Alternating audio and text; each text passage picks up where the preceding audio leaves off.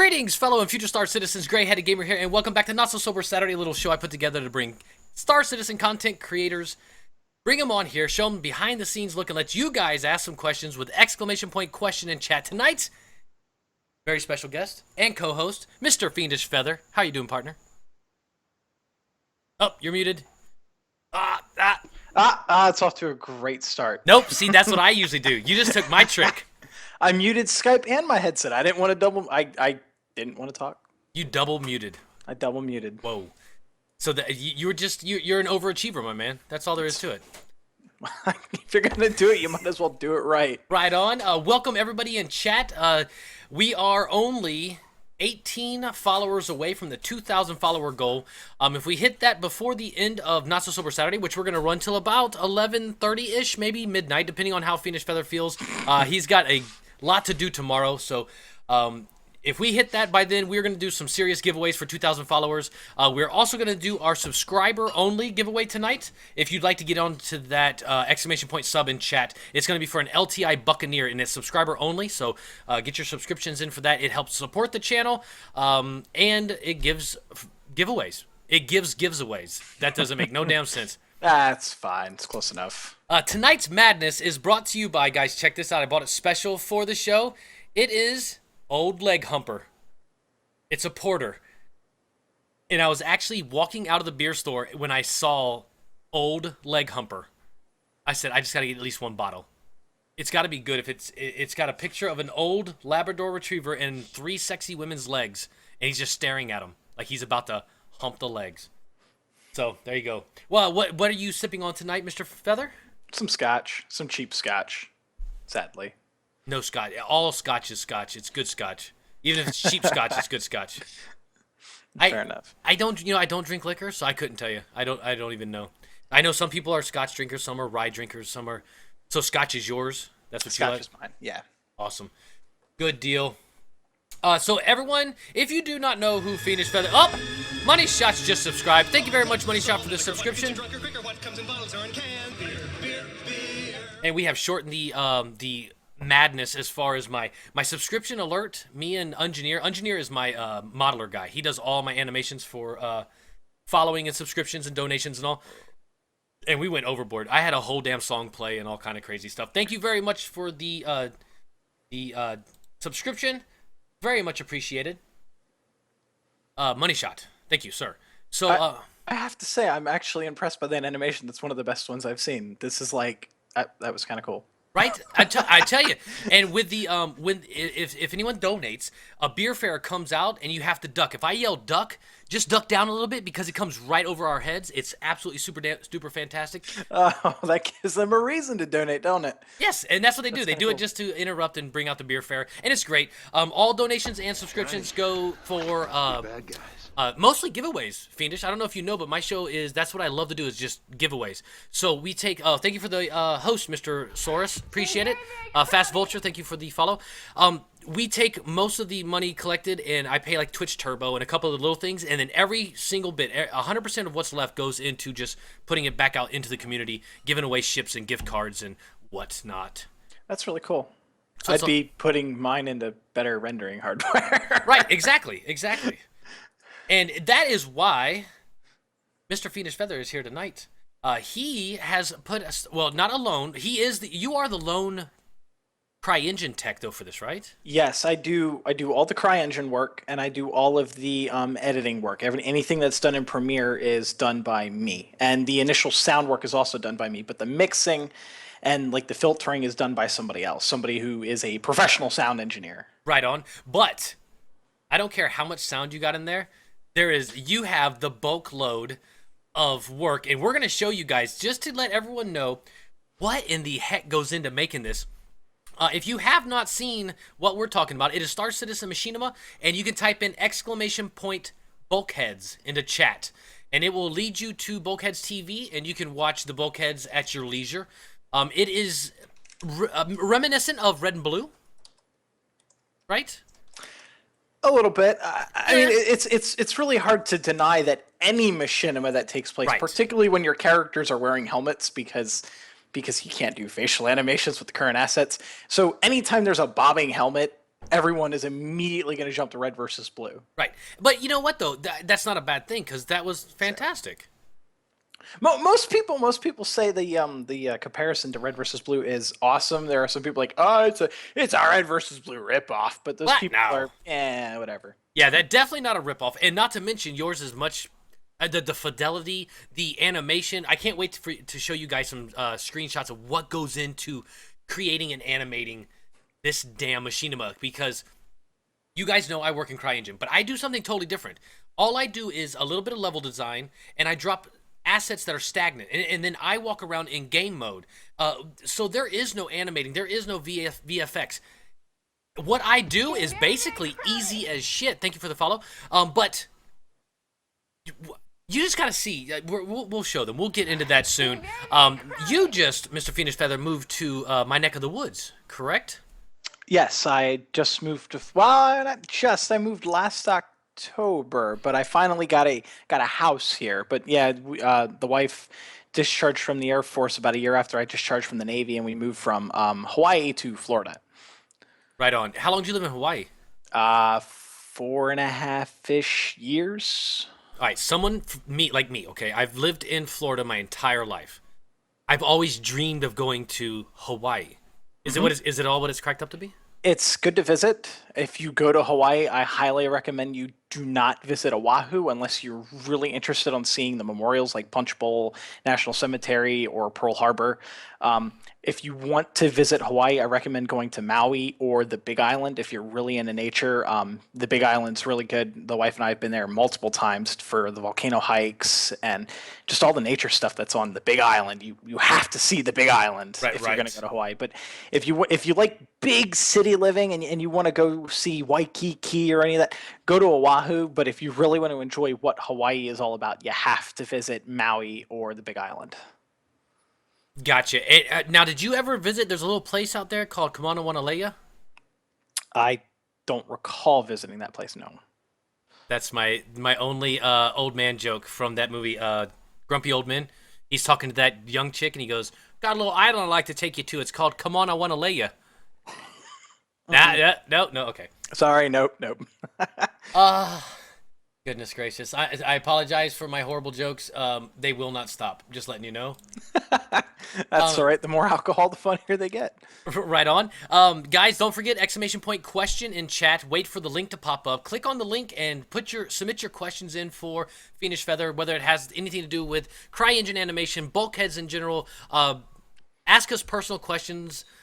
Well, maybe not too I don't personal. care. Yeah, If I don't want to answer it, I won't yeah. answer it. We got to be careful though, because the personal ones come in and a few beers and scotches down, and we'll be telling them all kind of secrets. But yeah, don't forget to get your questions in, guys. It's a big part of the show. Thank you to everyone that's followed. We are getting closer to that 2,000 mark, so we shall see. Hopefully, we hit the 2,000 tonight, because if so, we got a lot in store, man. We've got an LTI Prospector. We have a 350R. We have an LTI P72. And if we do good tonight, there is also a hull series in the works.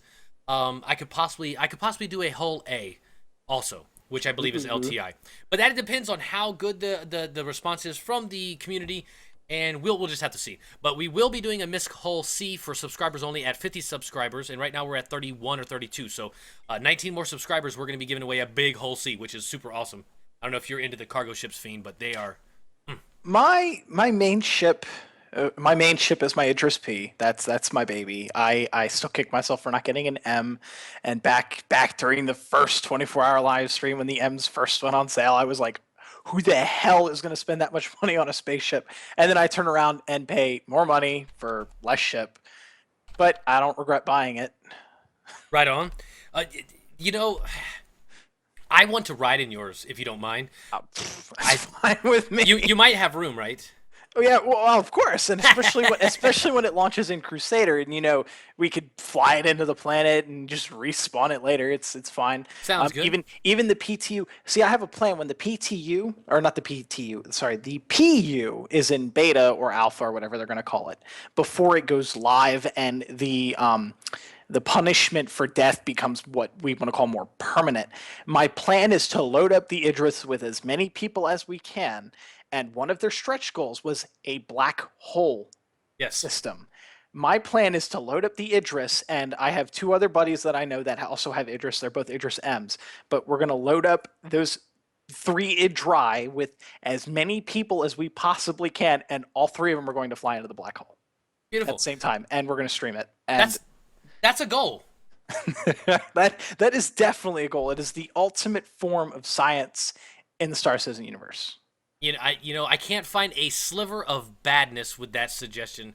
That sounds like an absolute perfect thing to do with Idri, which I believe is now an official term. So saith Not So Sober Saturday. What do you call what do you call multiple Idris? Idri. Idrises. No, I do believe it is definitely Idri now. Someone, if you could put that in the wiki tonight, that would be great, and put FiendishFeather in quotes right next to it or in parentheses. We always create the words that we need on this show, and then it becomes gospel after that. So I like it. the black hole suicide cult. I like it. Yes, we got to get you like a logo We need a on the flag. side. We Yes, need a flag. it could just be a black hole. Well, that would be a blank flag. Just be a dot. Super awesome. So we've got quite a few people in here wanting to check out Mr. Feather, which we are very happy to have you on here. No one's got to actually hang out and talk with you. So this is a very special show as far as I'm concerned. For any of you out there in chat land don't know, this guy right here is the main reason I got into doing CryEngine. I watched anything FPS, and I really wanted to do it. And FiendishFeather and Teller as well gave me... Fiendish mostly with actually making things work, and then Teller with all my rendering settings and all to put my videos out on YouTube. But as far as working CryEngine at the beginning, Feather was the only reason I even started. I ain't gonna lie, I was so overloaded and so overwhelmed that I was ready to say, okay, yeah, this is way over my head, but I'm glad I stuck with it. It's fun, but when you do what you do, it makes everything else just kind of silly. I got an idea. Yes. We are going to real quick. Let me type in your command here. For anyone that doesn't know, we're gonna go ahead and check out. Let's do the short. How about we just do the short real quick and play that for everyone? The airlock shirt, that's fine. Yeah. Not the best thing well, obviously we've only done two things, but yeah, go for it. All right, here we go, guys. Well, if I had the volume up. Hey, boss. Whoops. I've been wondering, why do we always have to wear our helmets, even when we're indoors? You really want to know, Rook? Fine. Fire! Fire! This is not a drill. Airlocks will open and vent in 5, 4, 3.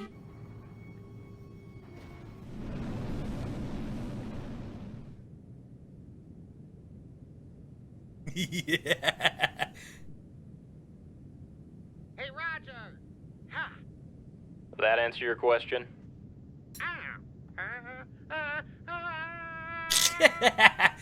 I think it's Remind great. me not to ask any more questions. I want to point out, if I'm not over. No, go right. You're yeah. good. You're good. If I'm trying to watch it to make sure I'm timing myself, and It's I hard, can't- yeah. Yeah, the delay. I want to point out that everything that is flying out of the airlock, the bodies and the debris, I want to point out that that is actually rendered per CryEngine's physics engine. That is not animated by hand. That is 100% CryEngine physics. Which I don't think people understand that every single thing, there is no like, hey, put debris here. Every single piece of everything has to be put in and animated individually. Yes. Which is sick. Most things. I have started to get into trying to do some procedural stuff. I posted a video to my channel a couple days ago. I don't remember. It was procedural asteroid field. It is a little effect I'm working on because a lot of the bulkheads scenery is going to take place with asteroid field backgrounds because that's one of the ways to fill up space. And it's a real pain in the ass dropping asteroid. And there's even one prefab asteroid asset in the Star Citizen assets, which has like maybe 100 asteroids in it, and you have to and you have to copy and paste, copy and paste, copy and paste, copy and paste. You have to do that like 30 or 40 times to get a decent looking asteroid field. But by that time, CryEngine is so overloaded trying to load that my frame rate drops to like 2. Yep. So I've been working on an effect that actually renders. I think last I checked, I think it was 3,000 asteroids, every single one of which is animated. What? Yes, every single one is animated. If you look at that video, between the tiny little ones you can barely see and the big ones, every single one is animated, and it's procedurally generated on the fly. 3,000 asteroids per entity. Um, and it affects performance not quite as bad as the regular scenery does, and it's all animated. So I can generate asteroid fields on the fly per shot basis, and it's so much faster. Wow. Now you lost me for a second. Is that in the airlock short? The asteroids there, or no? That's something you're working on. That was the very first prototype I did in the airlock short. That one there, I think it's only like 150, and they're all animated to move backward, so it looks like the ship is moving forward. That's going to be more or less used for interior shots, like if characters are standing on the bridge. I'm not going to animate the Bengal moving forward for the sake of, holy crap, that's a lot of effort. Gotcha. I'm not going to animate the Bengal moving forward while characters are standing still talking. So what I would do is I would just put that little asteroid field outside with the asteroids moving, so it looks like the ship is moving forward, even though it's really not. Gotcha. So, but that's coming, and that's your design. Yes, I didn't have to write any code for it, so it's not like I built this system from scratch. I'm using the tools CryEngine gives me to build these things. Everything I do is done in vanilla CryEngine that anybody could do with enough time playing with the engine and Photoshop. That's really it. Awesome. I haven't even imported any custom models as of yet, which I probably will down the road, but I have not yet. Everything I am using is Star Citizen assets with modified textures out of the box. And so far, the only modified textures are the some of the computer screens, and then like where it says target acquired, which, by the way, I spelled acquired wrong. Target acquired in the episode 1 of Bulkheads, where the pirates are staring at the screen. That was a custom texture, and every single character, as of right now, it's Brock, Kane, and the supervisor. Those guys, I had to import their textures into Photoshop so I could change their color, so you could check in between, so you could differentiate in between who is who. Nice. But that's it. Everything else is Star Citizen assets. I am trying to keep to the Star Citizen assets as closely as I can. Right on. Which is gonna be, yeah, it's gonna be tough, because you know what'd be nice here. Let me tell you what'd be nice, and I've mentioned it to a couple people actually in the inside. Seeing the hype that this can make, having an amazing machinima like this. How about taking one guy and amassing a set? I mean, I know it'll take a person off of working on the main game, but set up a modders pack for guys like you, so you can have all the current models of, ships and characters and armors and stuff like that. Because would you agree the new stuff does not work with CryEngine now? No, you have to. I haven't actually done it because it's a lot of effort. You have to get the tool. Oh, I'm really sorry. I can't remember his name. I hope he's not watching. You have to get a tool that somebody programmed that converts the Star Citizen, the current assets. It was 1.2 live that made the change. Yep. You have to convert those to an OBJ and then import those into Maya or 3D Max. And then you have to either re-export them to CryEngine, or you have to use them in Maya or 3D Max or Blender. I think some people have used Blender. And that's it. It just exports the base model, which needs a lot of cleanup. And there's no animations, no nothing. And I see chat roll popping up. It's Alaron. Yes, he is the one who made it. Alaron, yeah, he was on the show. Yes. I have talked to him. He said he's trying to work on something that might re-export it back to CryEngine format. and I'm hoping maybe programmatically that would re-export all of the quote-unquote bones. As anyone who's familiar with modeling would know, they're the joints and stuff that are used for animation. That it would rework with the CryEngine animation, although I'm not holding my breath on that. But it would be really nice to be able to import some of the models for jokes. Like one of the big jokes that I can see people enjoying would be maybe like the Big Benny's vending machine, or Yes. or even static models of the newer ships, like the Reliant or the Starfare. Oh, I'd love to use the Starfare because a lot of the animations for the Starfare I wouldn't need to use. The only one that would need to use would be the back door. But there's the Starfare is so big, I could do an entire machinima series inside of the Starfare itself. They never have to leave. Right. And all of the doors would be static, but I could just animate them manually by hand and just slide them into the wall, and it would look like they're opening. Right. And like you say, you know, if, and I really do think CIG should take note. Well, they've already taken note of the machinima. You guys got MVP last week, by the way. Congratulations. Thank you.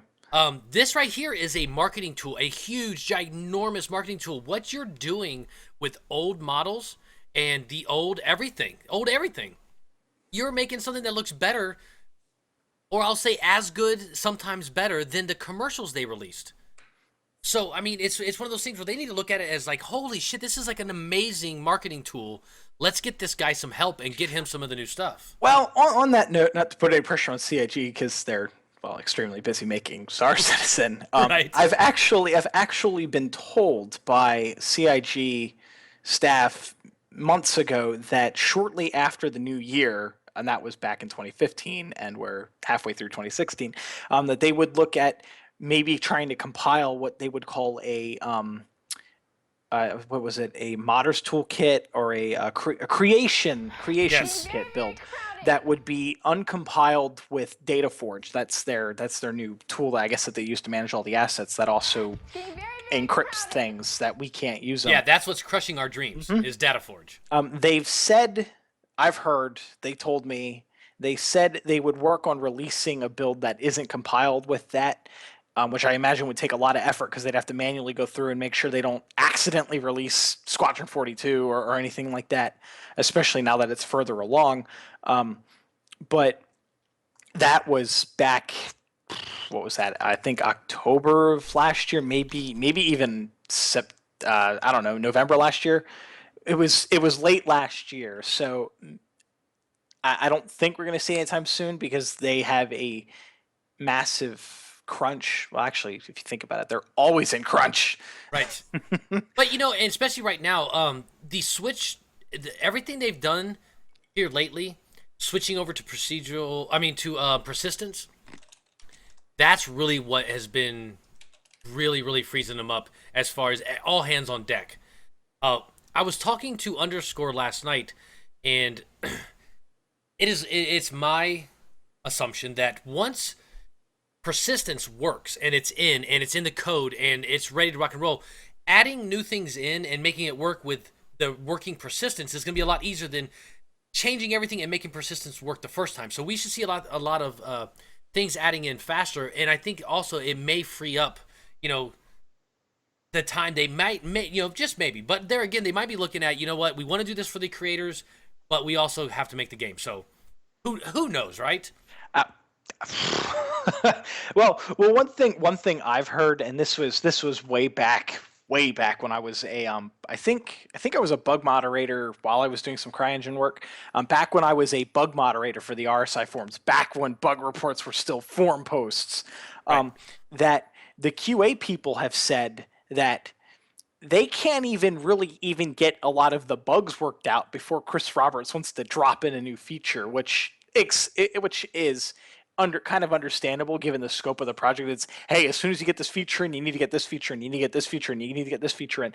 But the staff is constantly rolling forward with it. As soon as this feature's in, they don't even really have time to fix it, and then they got to get to the next one and then to the next one. So I don't know. I don't know if they'll ever have time because it seems like they're working overtime now, while the game's in pre-alpha. I can't imagine what kind of overtime they're going to be working when it's going to move from I don't know. Is the game still in pre-alpha? Yes. Are they still calling it pre-alpha? Or are they calling Absolutely. it alpha? Okay, No, so they are it's still pre-alpha. calling I mean, it you got to pre-alpha. figure right now. I mean, in all honesty, this is really a tech demo because Yes. they are a. I shouldn't say that lightly though, because we played last night on stream for 2 hours and it felt like playing a game. It really, really felt like playing a game. So it's getting closer to, instead of being called, I guess, quote unquote, a tech demo, to almost being like a game. You have, alpha money you can earn. You've got missions to do. You've got a repercussion for screwing up and, becoming a criminal and stuff. So I'm not sure when I should stop with the tech demo thought and get into, okay, we are definitely in an alpha version of it. Because, I mean, the game is so huge and we've got such a tiny part. That's what leads me to believe that it's still, if nothing else, a pre-alpha. Now, once we get a couple systems, I think what'll change a lot is a jump point. Yes, when we can move, and that might be right around the corner. We don't Yep. know Nix. I think it's Nix. NYX. Yeah, Nix. Nix. Is that how Yep. we pronounce it? Nix. There's some bumbling among the community that might be in 2.5. Yeah, I- I'm thinking not.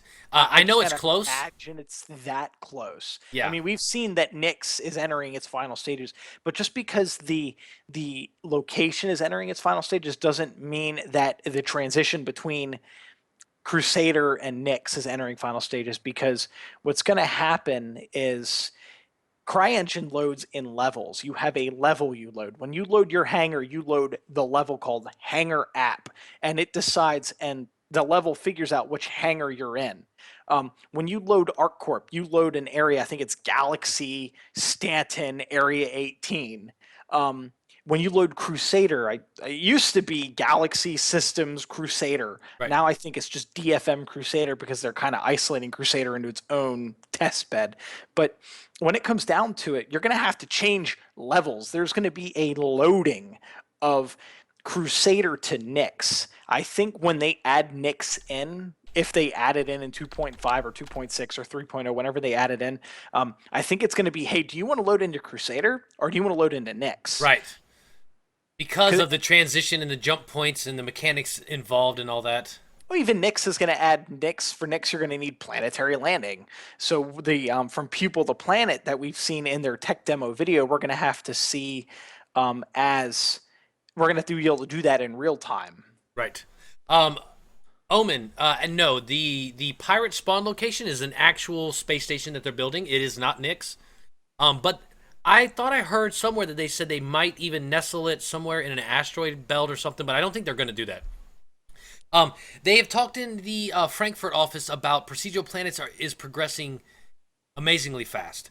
So I think 2.5 is going to be more of the pirate base and some more purchasables and stuff like that. Nix, they have said it's in the final paces of getting ready. So they can just set that and say, okay, as soon as we got the next system built, then, like you say, maybe we can load into one or the other. Stoutman made a really good point that we need a lot more core systems in place to be alpha, like inventory, landing zones, other planets, trading professions. Correct. I believe that too. Alpha is a early version of the game. We're in more pre-alpha where we're testing pieces of the game. So I agree 100%, Stoutman. We need a lot more in before we consider this an alpha. Now, while we're doing this, I'm going to switch over to a different view here. The video that we have of the bingo, that is the beginning of the episode 1 bulkheads, correct? The one I dropped into Google, right? Yes. Yes. Okay. Are you going to play that at half speed? Actually, I If you play it tried. at full speed, somebody might throw. Actually, I don't have a way to do that with the video player I'm running, but I think everyone will be fine. What we're going to do first is, guys, I'm going to play the very first part of episode 1. I want you to see the approach to the bingo, okay? And then I'm going to show y'all what goes into it, but I want you guys to remember you're only going to see a small portion of what actually goes into that opening scene because a lot of it doesn't even show up, correct? Yes. Okay, so I tell you what, I'm going to go ahead and play just the first part, let you guys see this, and then we're going to show you like a behind the scenes on the camera track views and all. You'll see. Let's go ahead and do this.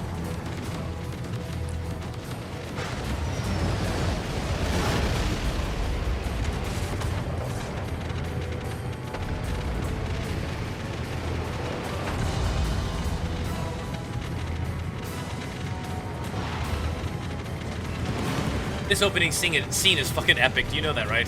When I started doing this opening scene, I don't even know if bulkheads was an idea. I just wanted to do this scene to see if I could do it. It's something I've always kind of wanted to do. I've kind of like the Danger Zone video I did after the leak. At that point, I kind of wanted to back off from making CryEngine videos, but the leak ended up happening, and I wanted to make that video. I promised myself when the Idris became available in the CryEngine assets, I would make a Top Gun intro parody. But what happened was the leak, and the leak gave me the Bengal, which there was no way I was going to turn down using the Bengal in a video. Right. And for practically shot for shot, what I could make, even the really long intro, which a lot of people complained about because it was like a minute of text on screen. Right. I remade the Top Gun intro. The bulge. I hear you. I paused the video, and the guy's bulge is right by my shoulder. Yeah, the Danger Zone video. I don't give a shit how long that intro was. Top Gun was one of my movies back in the day. I mean, I just it's a good movie and a horrible movie all in one. Well, of course. It's the ultimate Navy movie. Yes, it's like yeah, it's so bad, it's great. Oh, I love Top Gun though, and when I got to actually get a sneak peek at that, I was absolutely flipping out. I was like, my God, this is the best thing since anything was ever invented. So, guys, you saw that intro video for the bingo and the ships flying around and all the shaking, and absolutely beautiful, 100% beautiful. I'm gonna play this video now. This is from a different perspective, but you're gonna see everything going on, and it's a little fast, but you'll get an idea of all the things that are happening while this is playing. So let's watch this one. And there is no sound, by the way. But you can kind of explain maybe what's going on with a lot of the stuff, the lines and stuff. I'm sitting here waiting for the stream to catch up so I can narrate it in real time. What you're looking at when you watch the video is you're watching the intro. That's shot one of the episode. That's happening in real time from a different camera perspective. The Cutlass blowing up and all the debris flying around, the engine falling off, all the debris flying around, the Hornets flying across screen, all the guns shooting. Sorry about the camera movement. I know it's really nasty, but what you're seeing is everything that has to happen that you're not seeing on screen for it all to happen. What I should have done when I rendered that video out is I should have put it in Premiere and played it back at half speed so you could have seen what was going on without throwing up. But there are, I think I just discussed this with you, there are about 290 objects in that level, and 99% of them are animated. I had to manually go in and animate every single one of them from the anti-aircraft turrets moving on the Bengal to the little flak explosions, which were inspired by Battlestar Galactica, by the way. Right on. Exploding around the Bengal, to the railgun going off underneath, to not just the explosion effect when the turrets or ships explode, but to the lens flare that happens. That's a separate entity. That is a light. So that is two entities. When an engine, like the engines on the Cutlass, are I think four entities. You have the main engine, the sub-engine, you have the main engine particle effect, the sub-engine particle effect, and both of those lens flares. Okay, so I'm sorry, I'm up to 6.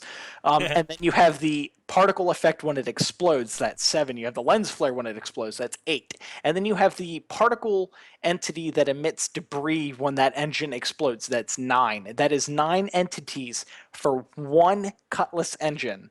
There are 2 Cutlasses in that scene, and each Cutlass has 2 engines. Now, granted, not all of those engines explode, but it's easier up front to make those effects than it is to go back and add them later. So what is that, 9 times 4? That's 36 right up front, just on Cutlass engines. I think I have a picture I dropped in the Google Drive that shows the helpers on the ships themselves. Like each weapon shooting is a particle effect. Each piece of damage is a particle effect. It's I'm sort of limited because I don't have CIG's code that I can't do a lot of the stuff on the fly. Like I don't have access to CIG's damage states. So anything I do, I have to quote unquote fake. So if the ship shoots, if the Gladius shoots the Cutlass and debris wants to fall off, I can't do that in real time like they do in the game. I have to simulate that, which isn't necessarily a bad thing because it gives me more control, but it is a lot more effort. Right. And that's the thing. The way you make it looks like you're hitting a button and say, okay, this is going to explode. We'll set explosion, animation here. But in all actuality, you are animating every single point of that rotation, of the stuff flinging off, the fire and all.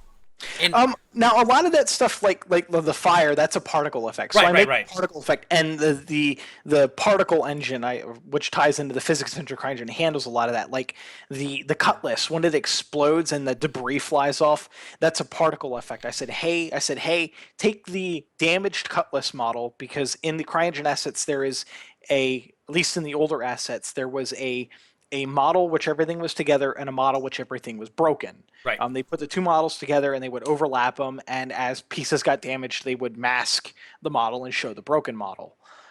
What I say, that was our old damage states we used to have. yes, that was the old damage states. So what I would do is I said, okay, I would take a particle effect, say, okay, take every single piece of the broken Cutlass, and the pieces are determined by CIG, and that was the pieces would be like the main hull, the left wing chunk 3, the left wing chunk 4, landing gear bit number 7, or whatever they wanted to do based on the damage states they built in house. I built an effect that said, hey, take every single one of these effects and spawn them at once and make them go out in a cone shape. And that was the explosion for the Cutlass. And the physics engine handles the rotation based on parameters I said. It handles all the rotation and the force it moves out. I think the picture you just had up on stream was of an AA turret. Yes. On the bingo. That AA turret is actually 1, 2, 3, 4, 5, I think 8 parts. It is the Hornet Canard. Oh, upside down Hornet Canard. Yes.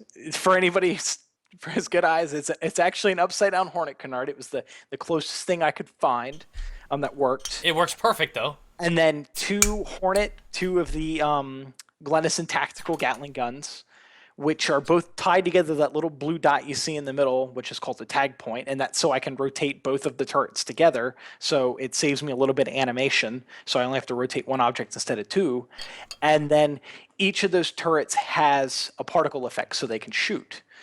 Now, that one doesn't explode, so it doesn't have the particle effects attached to it, but some of the other ones in the episode, that shot, do explode. So then it has to have the particle effect where the canard damage explodes, that's 1, and each of the Gatling guns explodes, and that's 2 more. So that's 3 extra effects just for the explosions. Damn it, man. The weapons. And then the lens flare on top of that. So that's just, I think that's 4. Unbelievable. And you guys, when we watch this, we have no idea the massive. Well, I should say most people have no idea about the massive amount of work. Let's do the head bob thing real quick. Okay. The head bob thing. I'm gonna go back to the episode. Now, guys, I'm gonna play part of this episode, and I want you to watch these guys talking back and forth. Luck.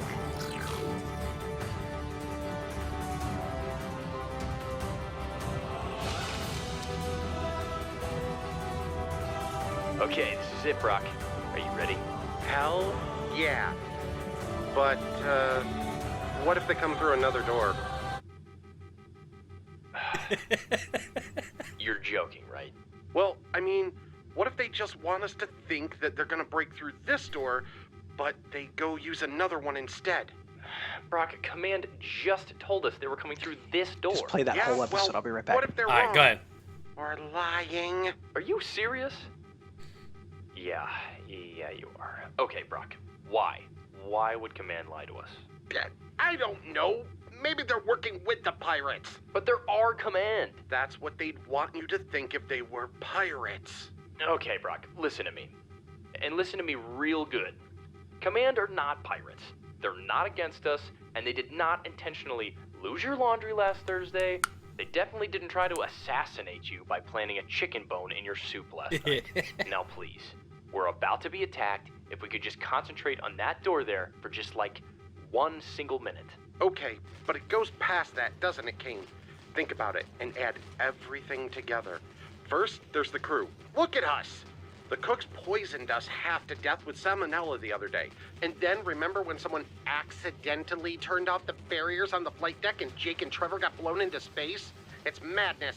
Madness, I say! Brock, just listen to yourself. I mean, it's like you're saying that the guy that put itching powder in your underwear is out to get you. It's just a prank. These are all coincidences.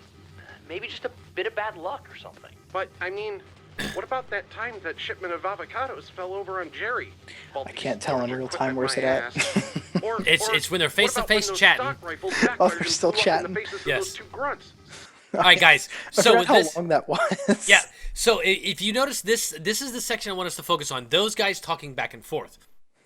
FiendishFeather, why are they wearing helmets? Because when somebody pushes the fire alarm button, everyone gets sucked into space. Okay, we'll go with that. You don't have access to amazingly sophisticated mocap to have lips moving for vocal animation. No, I don't. So- And I have tried so hard to figure out the facial animator in CryEngine because I thought some of the faces, particularly the model they call Gavin, that's his name. They call him. He is the captain of the constellation in the commercial with a really wacky smile. Yes, the weird, creepy smile. Weird, creepy smile. I thought they maybe had facial. They were rigged for facial animations in CryEngine because I thought maybe that was pre external animations, but that is not the case. So there is no Second-rate ammunition. possible way that I know of that we can animate faces in Right. CryEngine. So they wear a helmet, and not to mention not only that, but if I were to try to animate faces, that would just add another 2 weeks production time per Right. episode. As awesome as it would be. But not to mention, it's the thing. I mean, that's cool. They're in space. They're wearing helmets. It works. But here's the problem: that still, even not doing all that facial animation, guys, you'd think, okay, cool. So that's a lot less work. We'll pull up this picture here. This is a timeline, correct, of that scene. That is the track view of that scene. I think it's most of that scene. I think the scene is like 74 seconds long. I think that's showing 68 of the seconds. Each one of those green dots is a keyframe for the tag point that is animated that the characters are looking at to make their heads bob. Now, granted, I may have gone a little overboard. I probably should have been a little lazier, just made it bob on the high notes as opposed to almost every syllable. But I was a little overzealous. Every single one of those green dots is a keyframe. Every single one of those dots I had to not just drop into CryEngine, say, okay, move up and down to make the head move up and down, but then I'd had to render that shot, compile that shot, because CryEngine renders everything frame for frame. So I'd have to render every single one of the 60 frames a second times 72 seconds, whatever that number is. I'd have to compile those using FFmpeg, and then I'd have to take that, import that into Premiere, which I use Adobe Premiere for my editing. Make sure or check and see if it's synced with the audio. If it is, I would move on. If not, Go back. I would have to scrub through and see where the vocals lined up. Go back into CryEngine, move a keyframe 3 or 4 frames, go back into CryEngine, render it, and then rinse and repeat. Lord have mercy. And this is the point I want to make sure everyone grasps, that what Feather does now. The voice actors, they get a script, they read, they have to act with their voice, acting with their voice. That's fine. What Feather has to do to get this crap to look decent, even if he just, like he says, quote unquote, be lazy, even that is not easy. But he went the extra mile to, like, when you watch them talk, this is what I love about that scene. When you watch them talk and the way their heads are moving, it really sells it. It totally sells that scene, because it's not random bobbing. They're not just sitting there going, "Hey, Brock," and it's just like a steady movement. They are. It looks like they're talking to each other. sells it. CIG, this is marketing that like no other. You guys need this like big time. And I'm so glad he got this picture for us to look at, because it really shows. That's one little part of that. Just like the bingo scene that the Cutlass coming in and you know the opening sequence and all. It's not a little feat to get all that done. It's fucking crazy. So I tell you what, let's take a break from all that. Let's look at some pretty stuff. What does that say? That picture, the track view you had. What shot was that? Does it shot what? Bingle Brock. No. The inside the picture. I should just open up Google Drive. Inside the picture, there's a little drop down box that says shot, and then it's a number. I think it says shot 12. Episode 1. Now, granted, all of the shots. That was the longest shot of the episode. There were a total of 22 different shots. That means there were 22 different track view events, which moved characters around, which moved the camera, and all the particle effects and everything. There were 22 of them in episode 1. I am currently deep in production of episode 2. I think we have a little teaser of that we can show a little later. But in episode 2 right now, I have 27 of them. And I think I need 8 more before I'm done. I'm almost done doing the first pass animation, and that is the animation where all I do is frame the character with the camera, and that's it. There's no head bobbing. The particle effects are there. Most of the lighting is there, but it is just a reference for the voice actors to use to Holy say, hey, shit. this is happening here, here, and here. It is also going to be a reference for the sound engineer to use to say, hey, okay, so this 2/3 of the line needs to have a voice filter like he's talking over the ship's speaker system. And then the last 3 words of the line, the camera cuts to him inside of the engine room that he's talking from. Oh my God. So that's the first draft. I've been working on that for the last couple. When's the first? I'm going to check and see. The first time I rendered this was June 6th. That's the first time I've made a render of episode 2 was June 6th. That was Monday, and that was a draft. I'm expecting to get done with the draft rendering tomorrow, and then I'll move into compiling all of that footage, which is going to be about a 6 seconds long. Or I'm sorry, not 6 seconds. 6 minutes. Episode 2 is going to be about 6 minutes long.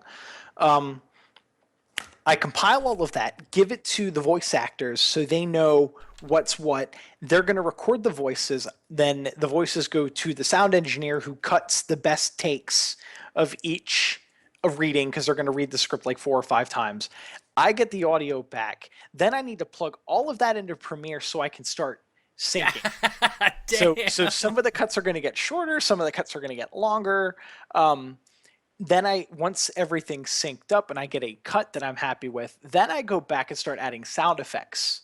And once I get a cut that I'm happy with sound effects, then I go and do the head bob. The head bob is one of the very last things that I do. I usually do the head bob. With episode 1, I was working on the head bob when 6FS in caps, he's our sound engineer. When he was working on the final audio output, he does all the audio mixing, so I just drop in audio effects and then I send them to him and he makes it sound pretty. When he's working on the final sound output, I'm working on the head bob. Head bob alone is its own section of production. Unbelievable. The production time is absolutely insane. That's insane. And this is why I'm so glad you came on this show, man. For people to realize that this is not a drag and drop program. This is 100% hand. You know what? Let me tell you guys my experience. I had in most of my size comparison videos, you'll see a guy standing next to a ship, and he's sitting there like he'll scratch his butt, and he'll bob back and forth. And then he'll scratch his butt. That is a 3-second animation that's pre-done in CryEngine, and it's in a flowchart. And now what I can do is go from that flowchart and hook it to another one, to another animation, and then to another. So if I myself, because I don't know how FiendishFeather does, the right way. You use flowcharts? Yes. If, I might have to teach you some CryEngine on the show tonight. no, I don't want to know. Oh my God. But I promise you, it's going to be easier because you don't have to make a flow graph. I promise you. You know, like I did once where I did like a little role play in one of my videos, and I had a guy run by. Like, so I had a run animation, then I had a stop animation, then I had him a stand at attention animation, and then a rub his head animation, and I got it timed right, and I made it work, and I was like, oh my God, this is great, and it took me like an hour, and it was like 4 things, dude, 4, and now I look at your stuff, and I'm like, what the hell? So anyway, real quick, let's. You guys now have seen the behind the scenes of just a couple minuscule little things. Let's go ahead and give everyone a rehash on what they need to do in the stream. Exclamation point question in chat, guys. If you have a question for Fiendish Feather, we're going to get into the question stage here in a few minutes. We are also going to do the LTI Buccaneer giveaway here very soon. So if you'd like to get into that, that is a subscriber only giveaway, and you can get into that by typing exclamation point sub in chat. Subscribing to the channel helps support the show and get exclusive giveaways. Also, if we reach 2,000 subscribers, we're going to be doing 3 ship giveaways, 2 LTIs and 1 anniversary, a Prospector, a P72, and a 350R. Let's look at some pretty stuff. You sent me some pretty stuff. This is the Bengal Bridge. Yes. Okay. So now that you created, you're gonna have to narrate which one you're looking at, so I can narrate the shot. Let me go to Google. The very first picture, and it's of a bunch of chairs with consoles in front of them, and I recognize some of the assets and such. Okay, let me 1 second. Let me go to the folder. Bengal Bridge, the very first picture. Yes. Very first picture. That is a before picture. That is what the Bengal Bridge looks like when you take the 4 or 5 pieces to the Bengal and you put them together. Those are the props that were used in the Bengal Bridge in the original pitch video. Way back in the day when most of us found Star Citizen for the first time. I don't know when you guys backed. Some of you, a lot who are older than me, I'm relatively young in the community. When you heard the name Chris Roberts, you were like, oh, Chris Roberts, money, money, money, money. The thing that sold me on Star Citizen when it said rendered in engine in real time and the Bengal carrier was flying past the screen. Right. That's what sold me, because that is one of the biggest assets that has ever been in a game engine rendered in real time. And I was like, I'm sold. I love this ship. I love the visuals. I'm done. I'm sold. Right on. Thank you, Grimlock929, for the subscription. Thank you very much. Sorry, Fiendish, didn't mean to cut you off. Nope, now, and make sure everyone realizes now these are... Fiend is working with very old assets. He does not have access to the new stuff, so this is not spoiling anything for anybody. This is stuff we saw in the original pitch video. Yes. Now that is a pre-shot though. Everything I make from there is changes because Bulkheads is going to take place on the bridge. There are going to be some scenes as the short actually took place on the bridge of the Bengal carrier. And if you go to the next picture, you'll see that I started to change it. I removed all of the old computer consoles and started putting in new ones. Oh, nice. Yeah. I got that one up now. That was my very first pass at putting computer terminals in. I was trying to build thinking that characters would be standing there talking or sitting there. I'd put some chairs in and they'd sit there and talk. I just wanted some background assets. I wanted it to look different.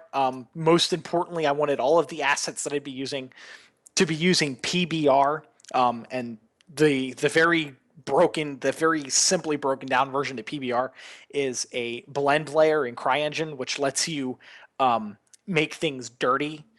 And all of the assets, if you have jumped to the new picture, those are from the FPS station that we may or may never see, Gold Horizon. Those are just some gnarly looking computer terminals that I wanted to use because the Bengal carrier, the Imperiatium, I think that's how you pronounce it, is sounds good to me, buddy. To be a low budget ship in the UEE, so they're using older computer tech.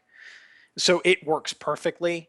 That's what I was doing when I started adding that. If you actually go to the next picture, which would be the third one in the list if you're just scrolling through, yes, that is the final product of the Bengal carrier bridge. And if you go to the next one and flip back and forth between those two pictures, you'll see the pre-picture, which is what I started with. Yep.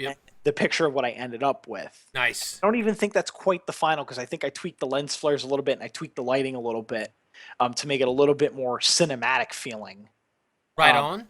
So you'll see the old version of the bridge and my version of the bridge, which is in no way, I have to add the disclaimer, is in no way representative of what the Bengal Bridge will look like Right. when we walk on it for the first time in Squadron 42. Yes. Now this is his own creation, using what he had, and you know what? I really do hope we get to see Golden Horizon. Wait. Gold Horizon. Gold Horizon. I do hope we get to see it because it's a great level, and just because the animations and physics and all of the first person shooter didn't quite work, there's no reason why that level shouldn't work. I hope it's not wasted, but we don't know about. We have no idea about Star Marine, so. The changes are drastic. You know what I noticed in that first picture is it looked like a Chinese sweatshop with all those computers so close together and stacked up. Another thing, a fun thing that's funny about that is those chairs are so wrong in scale. Oh, they're huge. Oh yeah, they're just way too big. The bottom of the chair is at the top of the desk. Yeah, and that's one of the reasons I had to change them is because I tried to get a character to sit in it. It's like the chair is 3 times bigger than the person. There is no way these chairs should be that big. Right. So I had to remove them all. And when you go to the next set of WIP pictures, work in progress pictures, which would be, I think, if you went to Bengal Lower Bridge. Oh, wait. I got kitchen. Oh, lower bridge. Lower gotcha. Bridge. That is where the first episode of Bulkheads took place. The first picture you load will Yep. show. There they are, standing there, T-posed. Yep, the old bridge. That's the old textures. Very generic lighting because I didn't want to try and light their old assets because I wanted to light my assets. With what was there in the 2012 demo. Oh wow, the before and after of Yes. theirs and yours. And that's not even the final after. That is just a regular one and final. The final after would be the episode of Bulkheads. Right, but right now on stream, guys, this is original assets, and you know it's a very. Here's the main deal about the whole PBR thing. If you look right here, all the metal is 100% smooth with a light glare, and there's no personality to any of the textures. But then you go to this scene and you have the smoky atmosphere. You've got the walls that look used, the floor that looks used, and it changes. Even though it's the same space, it's 180-degree turnaround on the look of it. Yep. Then the next two I think is even a little bit more drastic because there's a little bit more lighting.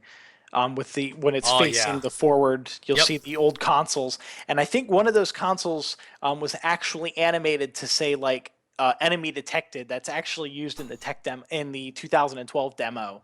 That the captain is standing in front of it. And there's a little deck officer typing in the console. Right. So there's the original, and here is after the feather effect.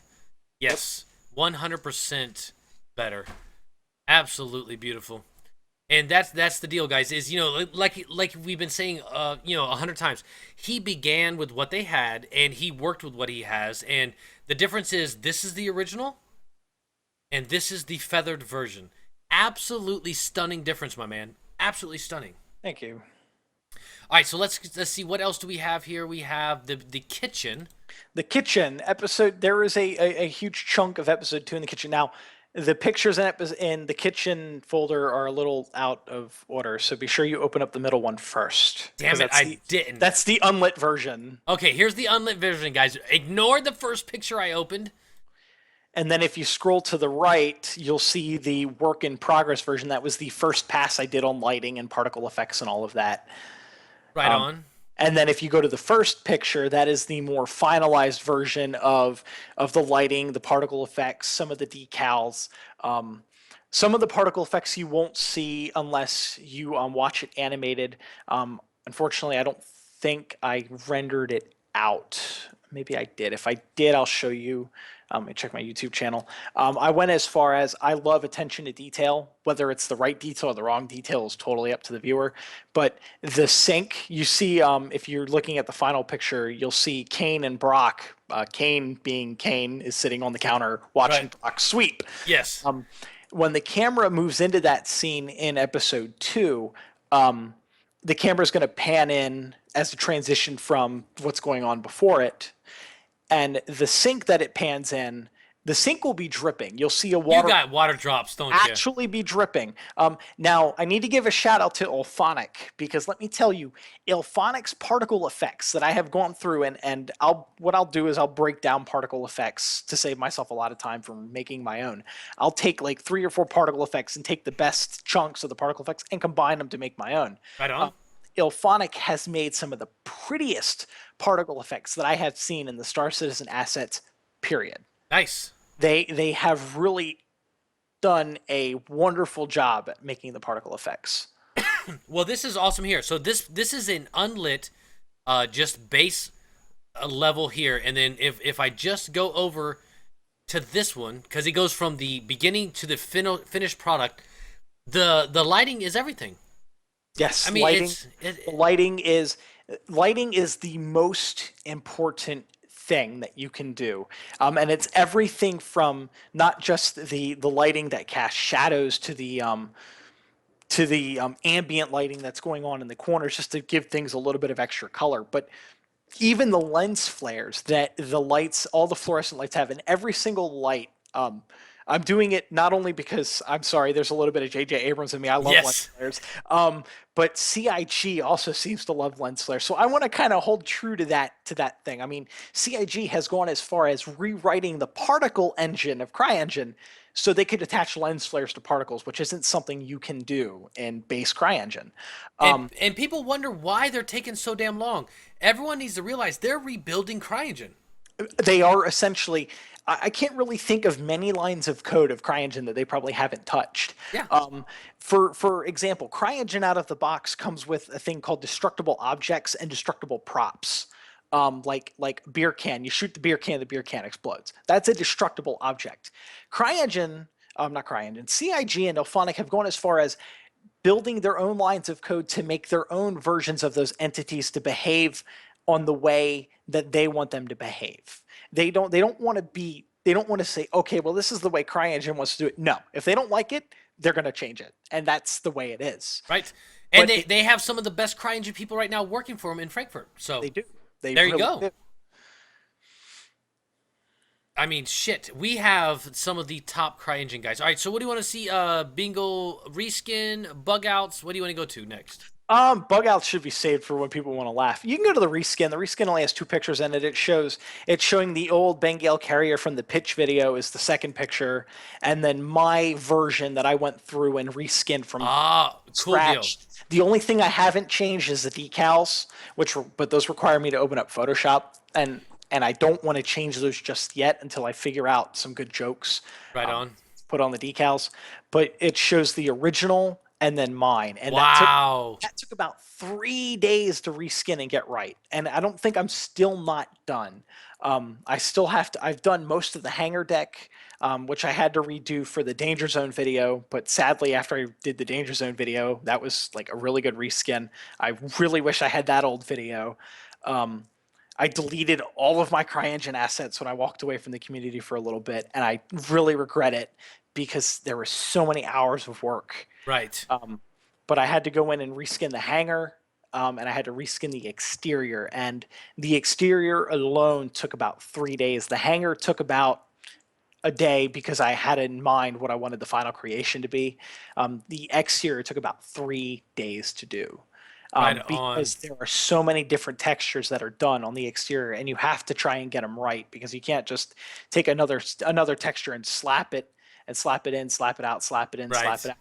You have to be very careful with PBR because with PBR you have a diffuse map. If anyone's familiar with texturing, they'll know what I'm about to say. Other people will just glass over, and I'm sorry about that. You have a diffuse map, a specular map, and a bump map.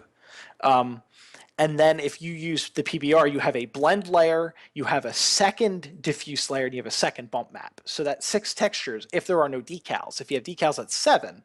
And you have to find the right combination of those textures to look right. And then you have to play with the sliders to say, okay, well, I want it to have this much reflectivity, or I want it to look this blended. I want it to look this dirty. That's the bulk of the time it takes, because you'll get the slider right and you'll be like, okay, this looks right, but I want it to look just a little bit different. So you'll change out the texture when it looks close, and then you'll realize you screwed everything up and you got to start over. Right. And the difference between yours, what everyone needs to remember is this first one here. This is what was in our pitch video, correct? Yep, the original 2012 pitch video. Yes, so we look at this, and in that pitch video, we're like, oh my god, the Bingle's so badass. FiendishFeather being just the guy in CryEngine doing his thing because he wants to, made it look like this. I mean, get the fuck out of here. And that's not anyway representative on what the Bengal's going to look like when we get our hands on it for 2. That's probably going to look 10 times as good as this. It's going to make this look like crap. Right, but still, the fact remains that this is not your full-time job, correct? No. This is a hobby. Right. So, I mean, give me a break, guys. This, compared to our original, you know, Fiend, I don't know if it's coming through for you, but I'm bouncing back and forth. Mm-hmm. The realism of yours, and it makes it look like that old, that old beat-up Bingle that, that the pirates want to take over. And that's the thing that makes PBR so awesome is it lets the lighting do a lot of the work. Right. Unbelievable. All right, let's get out of this one. That's just fucking crazy. Beautiful. Oh, I'm sorry for the F word. For everyone in chat right now, exclamation point question in chat. We're going to go to questions here in about 5 more minutes. Is there anything else in the folders that you want to look at real quick before we go to some questions? Maybe the disintegration work in progress. That's, all right. That's a little fun thing for episode 2. It shows the work that goes into particle effects. All right, which one first? I think the first one. Yeah, these are actually in order. The first one, you can load up the first one first. A lot of people might be like, "Hey, that's pretty cool," but it actually looks like crap. Actually, no, you're right. It actually does look cool. Until we see the next ones, this does look cool. That's so there's little spoiler alert, episode 2. Somebody is gonna want to just make some trash disintegrate because they don't want to clean up. Right on. So they're gonna shoot it with their laser pistol. So one of the things I had to build as because it doesn't exist, and unfortunately, a lot of certain games, I think Destiny does it pretty well. If not Destiny, I know Halo 4 actually did it pretty well. The disintegration effect, when you'd hit a character with a certain weapon, they would disintegrate per triangle, per pixel, per polygon, whatever you want to call it. They would disintegrate. Well, I can't build custom shaders in CryEngine like people can with Unreal. So I have to rely on trying to quote unquote fake things. The particle effect that you're seeing is my first attempt at making garbage disintegrate. And the first attempt of you faking it is fucking amazing, bro. And I think what that is, I think that's a slightly modified version of one of Ilphonic's weapon effects. I think it's the shotgun. Electric shotgun, maybe? I think so. So what I just modified a little bit and was like, okay, let's see, I can make it big enough to mask the fact that I hide the garbage and make it go away. Right. Just as a proof of concept to see how it looks. A particle effect gets big, the garbage disappears, particle effect gets small, and Done. it's gone. Boom. It's gone. And that's disintegration. Yes. All right, so we'll go to the next one. So if you go to the next one, that's my second iteration. I decided I didn't want the big spinning orb. I wanted more dust and debris. Oh, that's much better. I wanted a decal sitting around afterwards, it burn off. And I wanted to add a lens flare because it's a disintegration effect, and a lens flare helps mask the fact that an object's getting hitting. So I came up with that rendition. Now, if you go to the third rendition, that's the pretty sure I haven't changed it. That's the final version. I wanted to add some glow on the ground. Afterwards. The glow afterwards. I wanted to add some residual smoke. I wanted to just change some of the debris around so it's not as like big and in your face. I wanted to make it a little different. I also made the trash, instead of just disappearing, it actually gets small, like it's getting eaten up and then it disappears. And that's the final version. That actually took me about 5 hours to make. Wow. And yeah, that one sells it. You know what really super sells it is the glow afterwards and the smoke. Yes. It looks like cinders and the smoke. Perfect. Yes. And The smoke wasn't actually something I thought of up front. It was something I shared with my production team. By the way, shout out to Great Geese. I know he's in chat. Shout out to him. He is Brock. So love Brock, hate Brock, whatever. Wait, is it broccoli? Brock. Oh, just Brock? Just Okay. Brock. Oh, we have a Brock Kelly that comes in here a lot. Or Caboose, depending on who you talk to. People compare Brock to Caboose, which I think is hilarious. Right on. Well, thank you, sir, for the for helping out however you did with Fiendish, because this right here looks fantastic. All right, so see, that's what we love on the show is work in progress stuff, dude. That is gnarly. Did you want to show the jump point test real quick? You can. This will be a you can show the jump point test. This is my very first attempt at doing the jump point effect that was used in my old video Pieces of 8. Which is a very spectacular video, I might add. Thank you for the follow, Crate Nanny, I believe is your name. Oh, I didn't know it had sound. It has sound. It has a very dumbed down version of the final sound because I was just doing it to do a test to see if I could get the constellation to appear when I wanted it to appear, which is a major operation because the constellation had the characters inside of it. It had all the lights attached to it. I think there were like 80 objects on that constellation. To try and get it to appear, what I did is I took a slightly modified version of the particle effect that they used during the Gamescom demo. I think it was Gamescom, where they showed Area 18 and had the ship jump in. Right. And when I first did that effect, I was so proud of it because it was like, holy crap, I got a ship to appear out of even a looking jump point. And I showed it to one of my friends, and he was like, that kind of looks like crap. But he didn't understand the you building it from scratch thing. But and that's the thing though, when I submit something to somebody and I ask him for their honest opinion, I like him because he gave me his honest opinion. Right. I don't care how much work I put into it. If it looks like butt, it looks like butt. But you know what? When you ask me for my opinion, every time I see anything you do, I'm always like, because of my experience in CryEngine, I know how fucking freaking complicated that damn program is. I'm like, how do you do this? And I'm always like, oh my god, this is freaking amazing, bro. I don't even know how you're doing this. And I'm just tapping away at my keyboard, and then I'm like, oh god, I sound like a fucking fanboy. I suck. But the fact that he told me that it looked like crap made me go back and revise it to come up with the final jump point effect that was used in Pieces of 8, which is I awesome. think looks really damn good. Yeah, it does. It does. Absolutely. No doubt about it. All right, is there anything else you want to show before we head over to GHG has put $21 in the curse jar. My bad. Anything else you want to show, or should we get into some questions? You can get into some questions. I mean, if you want to show the teaser stuff or the bug out stuff, that's cool with me. I don't care. Where is the teaser stuff? I don't. Did you put it in Discord? No. It's in the Google Drive. It's episode 2 shot1_old.mp4. That's right. All right, we're going to show this. I'm clicking it now. I'll be right back. I think it's a minute long. All right, go ahead. There is no sound. No sound, sneak peek. Let's check it out. It's getting very, very crowded. Thank you for the follow, Kristen.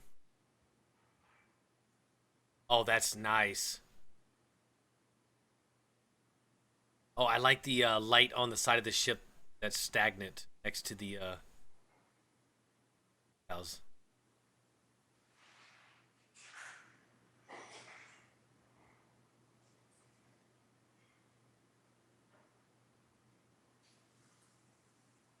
Oh, that's badass, actually.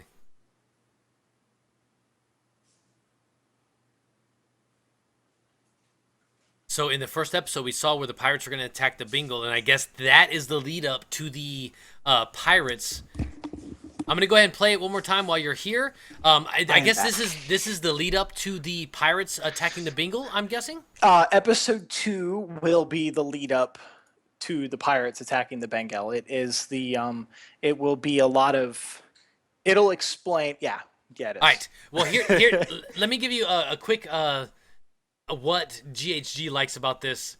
I just talked about myself in third person. That was horrible. I love the lights that are stationary on the ship that are shining down the decals as it goes by. That makes it look so big for some reason.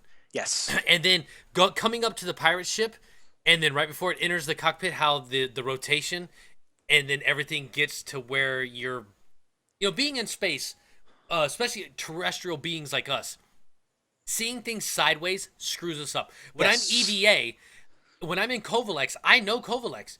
As soon as I'm upside down, I am completely lost.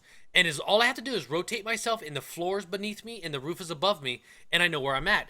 Even though nothing has changed except my orientation, it totally confuses my terrestrial brain. So when you're coming up to that pirate ship, and then you do that 180 turn, and then you go into the cockpit, everything, if there's like a relief, like, oh God, thank you for putting the horizon where it needs to be. Even though there is no up, down, left, right in space, that right there just gives it a epic feeling. That's a kick-ass preview. That was actually a real pain in the ass to animate, and that's an old one too. I've completely redone the camera work. I have worked on the particle effects again, which, by the way, getting the particles, because the retaliator is actually flipped sideways in engine, getting the particles to actually emit down in the retaliator was a huge pain. Damn it. Because gravity wanted them to go down in relation to the camera or the Bengal, Right. because the Bengal's on like the global plane. So I had to sort of give the retaliator its own gravity for particles, kind of Wow. almost kind of like local physics grid, but nowhere near as complicated because it's only gravity for physics or gravity for particles. But that helps sell the fact that maybe the ship has its own physics. Right. It does totally, because you have the smoke or the ventilation or whatever coming from the roof, and even though you're coming in at a 180-degree angle, when you turn, as you're turning, you can see the particles coming down from the roof of the retaliator. Yes. Dude, totally fucking sells it. Yes. You're a genius. I'm And not gonna lie. the other thing that was really hard to animate about that scene too is when you load up the track view, things happen. So the ship is turned, and it's global in the track view. So the ship, when I say okay, load up shot 1, the ship's turned. Now I have to place the character and give the character an animation. And the heavy armor, I think his name is Pierre. Don't get me, he's the Jamaican pirate. Why he has a French name, don't worry about it. Doesn't matter. It's fine. It's space. It'll be explained, I promise. I have to animate him sideways. So the x-axis becomes the z-axis becomes the x-axis, and the y-axis flips. So trying to move the character left in the ship means I have to move him up. So if I have to move him in relation to the counter where he's working on making tea, moving him is horrible. Right? Trying to move the camera in there to move things, because the camera moves in the animation sideways and everything looks right when the camera flips. Just because it looks right doesn't mean it is right. When Right. I have to tweak things in that ship in that sequence, it's an absolute nightmare because it hurts my brain because everything's sideways. And Right like you said, when things are upside down or sideways, you don't recognize them. You don't. But then you got to try to move things in that plane, and Right. it hurts. And Fast Cart corrected me. This is why Fast Cart's one of my mods. 90 degrees. You turned 90 degrees, not 180 degrees. My degrees are off. Thank you so much, Fast Cart, you jackass, for catching my screw up again. Fast Cart's Aw. awesome, by the way. MVP Fast Cart, I might add. Fast Cart's an amazing guy. If you have not, hey, Fiendish, are you going to SitCon? I don't think so. You know what? I wasn't going to either, and then all these guys talked me into it. I have to take my first plane ride ever to SitCon. I get to finally meet Fast Cart. He's a great guy. Really, No, really is. I think I was thinking about going to SitCon, but there was no way I was going to get 2 tickets.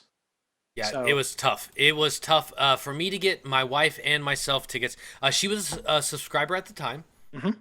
My wife, actually, she is going to start playing with me when the female model is introduced.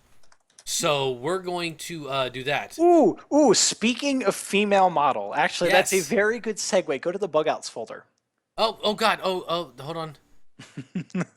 Damn you! I've already switched everything around. You'll know which 2 to pick when you see them. Let me come back over here to the capture screen. Bug Sorry. out. No problem. Oh Lord. Lord. Just show one of the 2 for now. You don't have to show them both or all of them. Is that your female? You had a female. No, that is the female pilot from the Constellation commercial, the co-pilot. I have access to the scientist model and the female model. And That's creepy as fuck. There will. I don't want to say anything, because CIG is talking about just putting a female model in the engine. There will be a female character,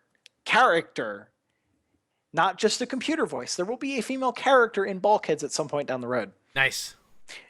What I can do with it is extremely limited, but I can make it work.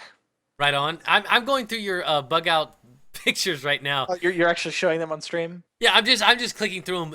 The female one you got where she's like got her head up and looking down. Like what? You talking to me? That's freaking amazing. But yeah, the female model, man, my wife is super excited. We're gonna start doing, the movie Mr. and Mrs. Smith. Yes. We're gonna start doing Mr. and Mrs. Gray, and we are going to have 1 or maybe 2 days a week where we play Star Citizen together, and we're, she'll probably kill me. That's fine, but we're gonna have Mr. Oh my God, this picture here, the guy's head is hoot owling around. What you need to do is I gave you a link. I just dropped you a link in Discord. You need to click that. That was a bug out. It's a YouTube link. That is a bug out I had of an animation problem. Trying to ragdoll. I'm actually going to give you 3. I'm going to give you 2 Oh more. Lord, he looked horrible. These are some of the issues that CryEngine likes to throw at me out of nowhere for no reason. Let's see this one more time. My wife said, "Is he breakdancing?" That is me trying to get a character to do a death animation and then ragdoll. Because what CIG has ended up doing, for being more physics based, they'll play a death animation, but it'll only be the first half of a death animation. So if you get shot in the head, you go flinging back, but then the physics engine takes over. So if you're in 0G, you'll fling back and spin, or if you have gravity, you'll fling back and collapse on the ground. The old animations would actually have the character flinging to the ground and bouncing. The new animations let the game engine's physics take over about halfway through the animation. Oh God. What is the twisty animation? That's horrible. That is an animation gone wrong. Dude, that's scary. Both of them, they just freak out. They're like, "Oh, that happens all the time. That's not anything." Oh. I think I've narrowed that down to it being if there's an animation gap where there's play animation A, then play animation B, and there's a gap in between the 2 animations, it'll freak out and the game engine won't know what to do, so it'll just do that. Dude, that's the most horrible glitch I've ever seen. I'm gonna watch it one more time. That is the most horrible glitch I've ever seen. The guy in the back, it reminds me of the old Stephen King movie, It. No, not It, The Thing. Where the guy's head rips off and they're in the Arctic and all. Oh God, I don't even want to watch it again. That's horrible. It's fine. Oh my God. All right, so there you go, guys. So it's not all candy and daisies. We got a new Worm Drake just subscribed. Thank you very much, Worm Drake, for the subscription. Beer.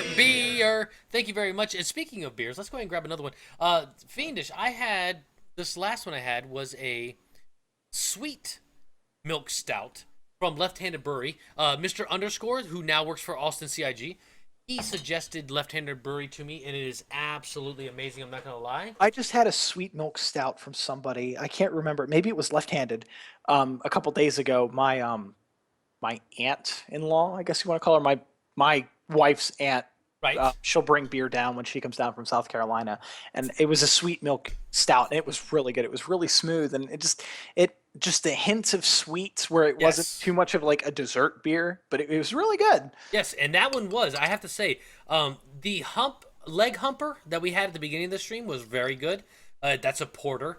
The sweet milk stout was good, and this is another left-handed beer I've not had yet, and it is called Fade to Black. I have to say, Left Handed Brewery is one of the best small brewery beers that I've had ever. I'm enjoying every single beer they ever had. Let me give this one a sip. And thank you very much, Worm Jake, for the subscription. I really appreciate it. I'm gonna have to write these down. Leg humper. You said it was good. Oh, Leg Humper was amazing. I'm not gonna lie. All right, so we are gonna have to get into some questions, but first, what we're gonna do is I'm gonna go ahead and drop down. I'm gonna get rid of the folders here. I'm gonna put us onto the regular capture screen. Guys, we're going to go ahead and start the subscriber-only giveaway for the LTI Buccaneer. This will be for all subscribers.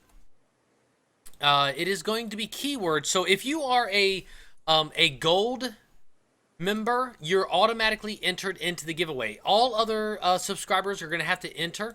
And we're going to do this exclamation point LTI. And it is for a buck. Oh Lord, watch the fingers. Fat fingers screwing me up already. It is for a Buccaneer. We're going to run this for 30 minutes. So if you'd like to get into the drawing for an LTI Buccaneer, exclamation point sub in chat will get you in. And I'm going to go ahead and include all gold VIPs and above, which is the Delta and Omega subscribers. So, gold member, yeah, sorry. So I'm going to go ahead and start that. Wait, wait, no, I'm not. I'm going to cancel that, guys. Cancel that. I suck. You better not ever give away a ship that doesn't have LTI with that command. Yes, I'm entering it for all VIPs, and I will automatically add all gold VIP members. So we're going to start that. We're going to start the timer now. I'm adding all gold VIPs now. If you're not a gold VIP, you need to manually enter with exclamation point LTI. And if you'd like to get into it, exclamation point sub in chat, and you can become a subscriber through GameWisp. I'm not Twitch partnered, so I don't have Twitch partnership, but GameWisp integrates with DeepBot and Twitch really nice. So I can integrate you in just like if we were Twitch partnered.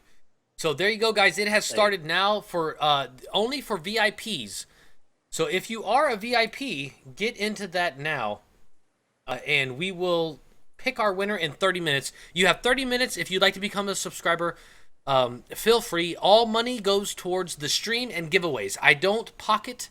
I have a real job that I use for my bills. This money goes strictly for stream upgrades, and giveaways. So let's get to some questions, Mr. Fiendish, because I believe we have a few. Yes. Is there a chance I can see those questions too? I believe I can share this with you. Let me see. Share. Anyone with this link can view. That'll work. Copy link to clipboard. Done. And I will go to Discord, and I will drop that link in here. I've never done this before, but I think that will work right there, if I'm not mistaken. I just don't want to be too blindsided. Right. Well, I'm going to read them out for you. So, VCQBR asks, why does the Vanguard have so little firepower compared to the Connie and Redeemer? Because the game is not out yet and balancing hasn't happened. Fiendish? That's all you. Right? I don't even know. No, I believe that's the reason. Right now, they are not concerned with balance. They are concerned with building the game. Balance comes much later, so it will happen. It's just not right now. So don't worry about it. Your Vanguard will be a badass. Promise. And matter of fact, Diabolus always flies his Vanguard. And he's a badass in it. So everything will be balanced. I want to point out. I'm sorry. I know I'm probably going to offend a few people, but screw the Redeemer. Screw it to hell.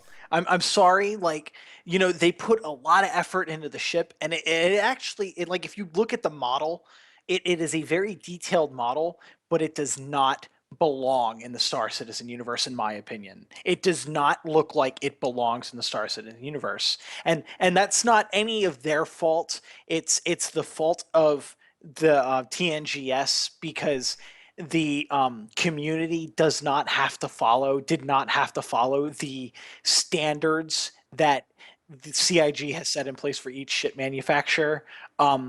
Me and my org, we have a running joke. You're talking about the pizza cutter tong engines and. I'm talking such? The fact that it looks like the Nebuchadnezzar from the Matrix. Right. I you know what? You may piss some people off, but I tell you right now, you're 100% right. What's the running joke in your org? The running joke / rule in the org is any Redeemer is shoot on sight. Right And on. if you have a Redeemer in our org and you fly it, we're going to shoot you. Yeah, I've got to agree, and a lot of people will agree with you, Fiendish Feather. The Redeemer needs to be redone. It was a very early competition. All in all, it's a beautiful ship, but you're right. It's very they went a different way than CIG went. I have to agree. This question comes from Fiendish Spikes. Fiendish Spikes asks, "What inspired you to do bulkheads?" I'm assuming that's Fire Spikes. No. It's Fiendish Spikes. It's a totally different guy. Where is he? I must find him.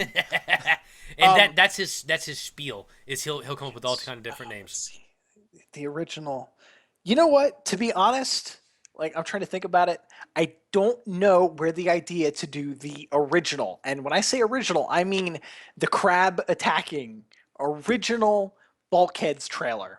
I don't know where the idea to do that came from. Um, I know who I worked with, but I don't know where that idea came from. And from that idea spawned the original idea of Bulkheads. The original idea of Bulkheads was going to take place on a space station in the middle of nowhere. The space station was going to be run by Corporation Incorporated. If anybody is a Space Truckers or a Space Truckers fan, or I'm sorry, it's Galaxy Truckers or Space Alert. If you're fans of those two games, you will know the name Corporation Incorporated from the lore of those games. The idea was that, and that's my org in the Star Citizen universe. The idea was that that space station was going to be run by Corporation Incorporated. It was kind of be off the books, so all kinds of fun characters were going to appear. The series was going to be based around a couple of deckhands on that space station, and they were going to go on miscellaneous adventures based on characters that came to that station. Right. It was co-written by me and Disco Lando, or Jared, before he got hired by CIG. Some things didn't work out with production, so it never made it past trailer phase. I started animating and everything with the first episode of the original series of Bulkheads, but it fell apart. Lando got hired by CIG. Various things happened on my end, so the production fell apart. It never came to fruition. Right. I ended up walking away from the community. Ended up coming back to the community after, what was it, like a 4 or 5 month hiatus from moving and all these other things.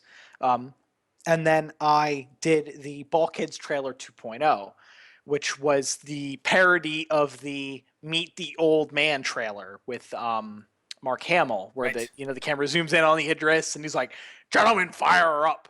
I wanted to do a parody of that video, and it was just a one-off, just to say, hey, maybe I'm back doing animations for CryEngine. I know I posted that video, said, hey, does the community still like CryEngine stuff? And they did. So I was going to do the short animation of the camera zooming in, and he's going to be like, hey, gentlemen, and then make the spaceship noises. And then Papa Dolvac approached me and said, hey, why don't we do this? I hate Bulkheads- Dolvac, though. I'm sorry, I can't help it. I had him on, too. I'm just playing. He approached me with the idea of maybe bringing Bulkheads back to life, and I was like, you know what? That's a fantastic idea. Let's do it. And I changed the idea from it being a space station in the middle of nowhere, that it would be this strangly squad of UEE deckhands. Deckhands, a slang for deckhands being bulkheads, and that's where the idea for the term bulkheads comes from.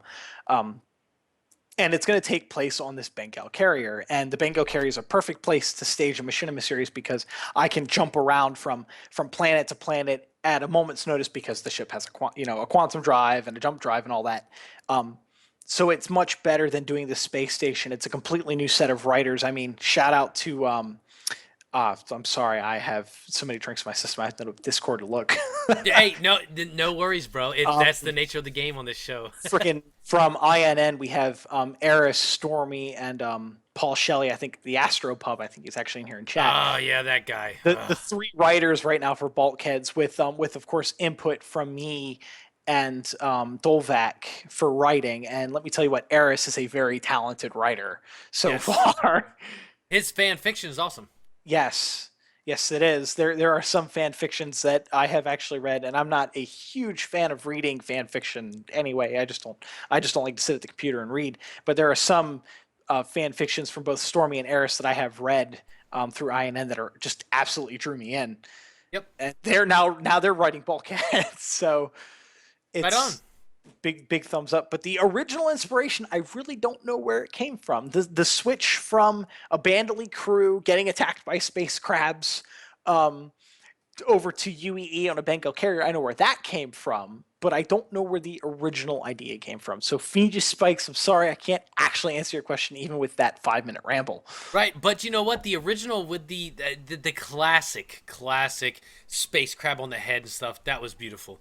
VCQRS asks, BCQBR asks, would you recommend to someone who wants a fighter a Hornet or Buccaneer? I can answer my opinion. The Hornet is a military-grade ship that is much tougher than the Buccaneer, but the Buccaneer is a much easier fixable ship made for the common man. So it's really aesthetics right now. The Buccaneer has awesome weapons and all, but it's not as tough as the Hornet. So I say go with what you like, man. But we won't know that until the Buccaneer's in engine and we can fly Very, it. very true, very true. And it all comes down to balance at the end. They've already said that it's not as tough as a Super Hornet, but you know it's a badass civilian ship. So go for what you love, man. Next question is from Not the Jester. He asks, you're actually just gonna read every single one of them. yes, that is what we do, buddy. We'll try to blast through some of these kind of quick. When was the last time you bleached your rectum? And what brands would you recommend for the first time butthole bleacher? Let me first tell you, Jester, that you are this close from getting banned. If you were not related, I would have you banned immediately. But I like Clairol butt bleacher. It's really nice and it's easy. It doesn't make a rash. Next one is from Engineer. And here's the deal, Fiend. I don't read the questions beforehand. I just let them flow. So I had disclose it. yeah, I had no idea that was a butthole bleaching question, and I said that live on Twitch. I'm probably gonna get banned on Twitch now. Thank you, Jester. Engineer, my animation guy, asked, "Tell us about how you got a procedural asteroid to work in a minute or less." The short version is it's a particle effect. Believe it or not, the particle effect, the particle engine in CryEngine is extremely powerful. It's a particle effect. That's it. You pick.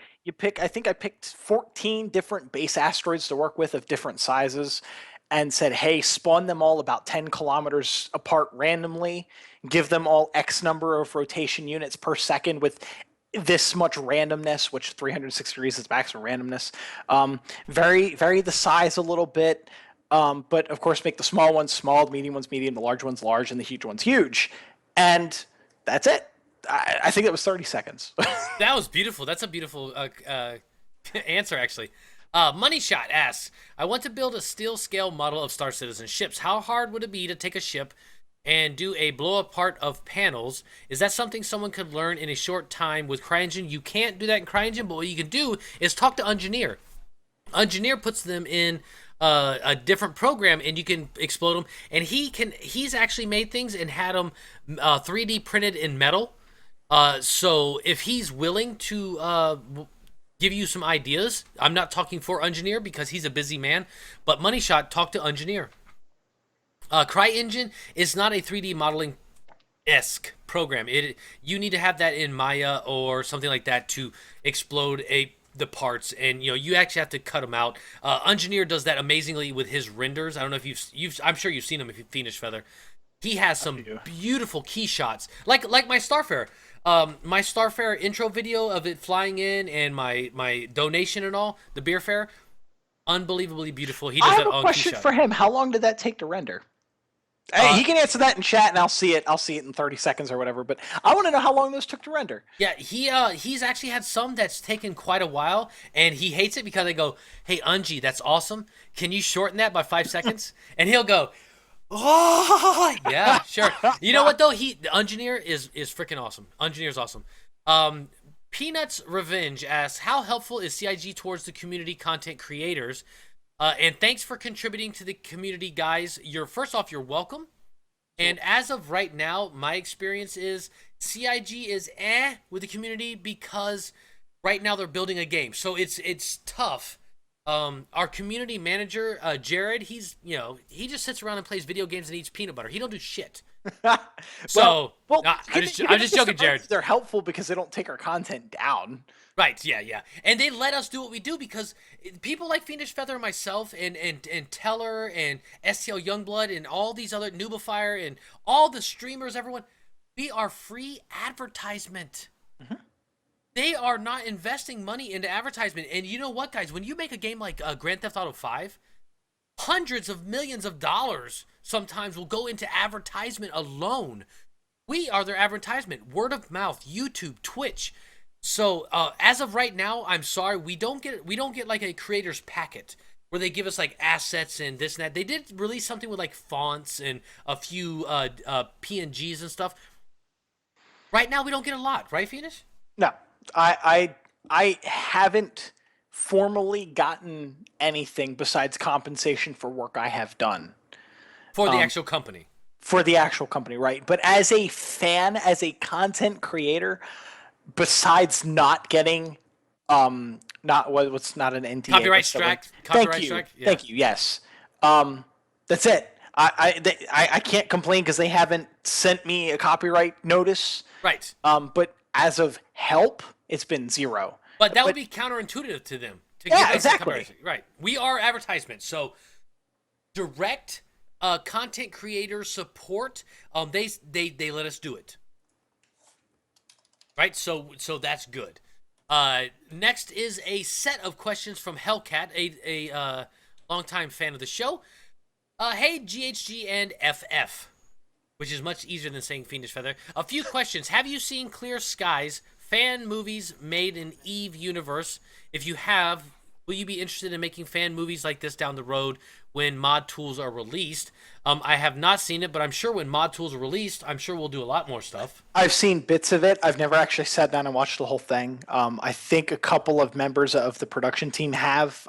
It's been a hot topic in our chat over the past couple of days, on and off. I haven't actually sat down and watched the whole thing. I know enough to know I think it was made either in Source Engine, either Gary's Mod or Source Filmmaker, and the lore is based around Eve, but that's about all I know. I actually haven't sat down and watched it. Well, people are demanding Bulkhead's the movie now.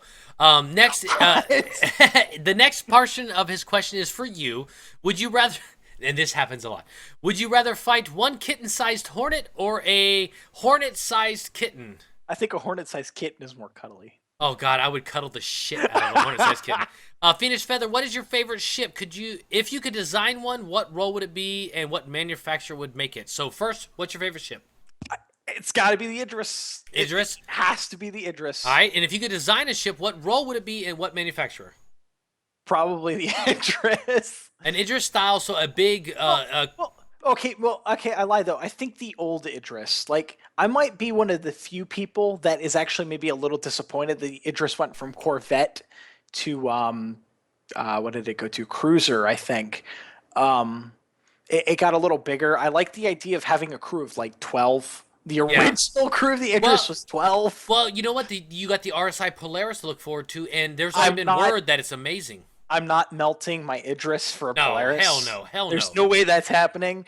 And if they do you can trade in your Idris for Polaris, that's not happening either because the Idris only went up in value as it's gotten bigger. You got to figure when the Idris is re-released, it's going to be like $5,000.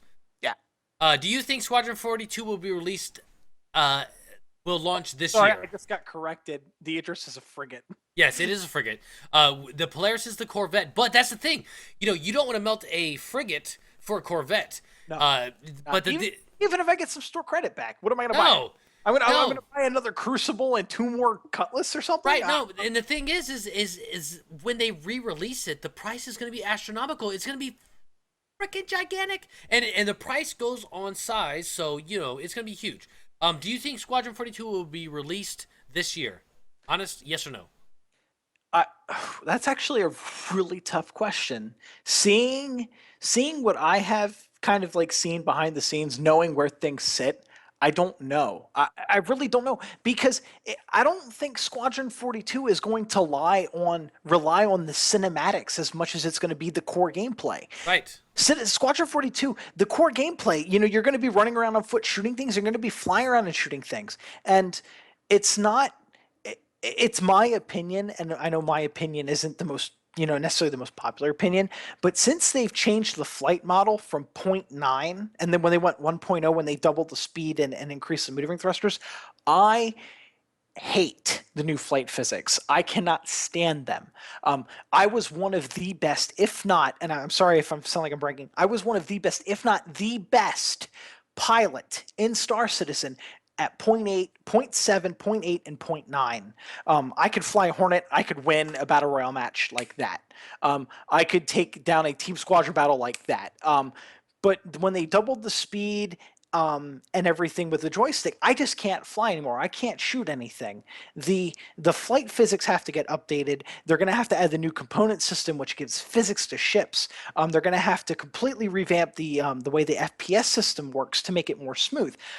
We're not waiting. Squadron 42 is not going to be waiting on the cinematics. I mean, granted, okay, the cinematics take time, but they've already done the mocap. So Right. at this point, it's animation cleanup and lighting and shot composition, which doesn't take too long when you look at a massive production team and a massive time scale. It's the core mechanics. Exactly, it's the core mechanics that have to get done right, Right. and they're not going to release that until the core mechanics are right. Now, Core what- mechanics can't be right until a lot of the supporting mechanics can be right. Right, and one thing people have to remember too is, say Squadron 42, you don't have to worry about network issues. It's a single player game. So I know a lot of people say, oh, with the frame rates the way they are, it's never going to work.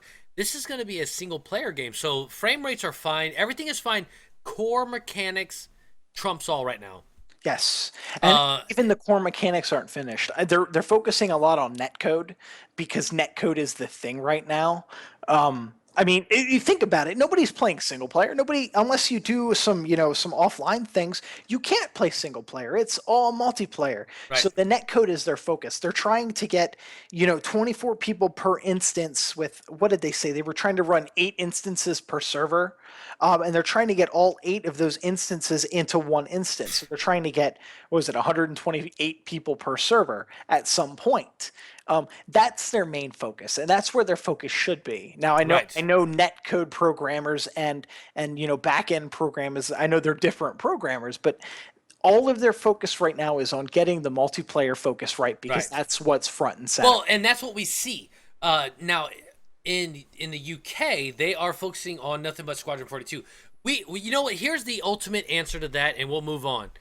We don't know right now. We've seen a lot of stuff in the past. We've seen a lot of stuff that's been leaked and released, and what we've seen in But right now, we don't know how far along Squadron 42 is. So, will it release at the end of the year? No one fucking knows. No one fucking knows. And Zim asked, part of that question: do you think people would be pissed if it's not? Of course, there's going to be some salty ass people. But the nature of the game is development, and what people don't understand is that games sit in the background for 5, sometimes 6, sometimes 7 years before you even hear about them. Yep. We are physically watching a game being built, so we're like, God dang it, we want to play right now, but we don't understand. We're only, if you think about when everything launched, they weren't building a game. They were building a company and an idea. The video we saw was a lot of camera work with some assets. It wasn't a game. They were building a company. So for all the people that are out there like, oh, they've been doing this for 5 years. No, kiss an ass and suck a bleep. No, they haven't. They have not been building. They haven't been seriously building a game, but for about, let's say, 3 years. Seriously, not saying they haven't been building, but seriously building a game for about 3 years. They were building a company. We're gonna move on because I can get emotional about this whole discussion. Oh, I agree with you. I got like a 20-minute tirade already. Right, let's- It's probably best if you just Let's move on. Calidio has asked, tutorials, please. I'm looking at the official CryEngine stuff. I use CryEngine 5, but I can't figure out how to even use 3.8. Okay, so here's the problem. Right now, CryEngine 5 and the Star Citizen assets do not work. You have to have an old version of CryEngine to use the assets, and even then, like FiendishFeather has been saying this whole Not So Sober Saturday, you have to fake it. You have to go around how you would normally do things and fake it. So unfortunately, right now I have a CryEngine 5 video out that shows you how to put the CryEngine assets in, and you can take some of the old models, put them in, and for people like us that, not like FiendishFeather, but people like us, the guy asking the question, you can use very basic, stagnant objects and make a little video like I make. My Star Citizen Island videos are very basic. Other than that, there is no tutorial video you can put out because it comes with Time. there's too much time that involves. Months and months and months Yeah. of time. So I so cannot sorry, sit Calidio. down. I can't sit down and do tutorials. I've done a couple of write-ups. I don't have the time. I could spend more time doing tutorials than I can doing what I have learned. Right. And to answer the second part of the question about 3.8, I think Terrellian, I think is his full name. He's new to the CryEngine world. He's been asking me for a lot of help. He uses 3.8. He uses actually, I think, 3.8.6 to be specific. After CryEngine 3.7 was released, 3.7 and 3.8, there was a major change to bump maps, the textures. They have to be re-signed. He's going to get by fine for now because he can still use animations, but when he goes to do more advanced lighting, like the Yeah. more advanced lighting that I do, he is going to run into major issues because of the way 3.7 and 3.8 in particularly handle the new textures. Right. Because the old textures are not re-signed for the 3.7 and the 3.8 standard. Right. So unfortunately, unless you have 3.6, which you can only get if you've had before through Steam and can still pay the subscription fees, which suck. Right. There isn't much you can do. It's kind of sad because I would love to spread the knowledge. I just don't know if there's a feasible way because there's Right. too much knowledge to share. And Yep. and you know a little bit because you've built the island. I haven't built an island, and that's its own set of knowledge that would take weeks of learning for me to do. But you learning what I would do would take months of learning what to do. Right. It's Right, just right. so expansive. There is- That's why Star Citizen isn't being built by one studio, but what, 5 at this point? Right. Right.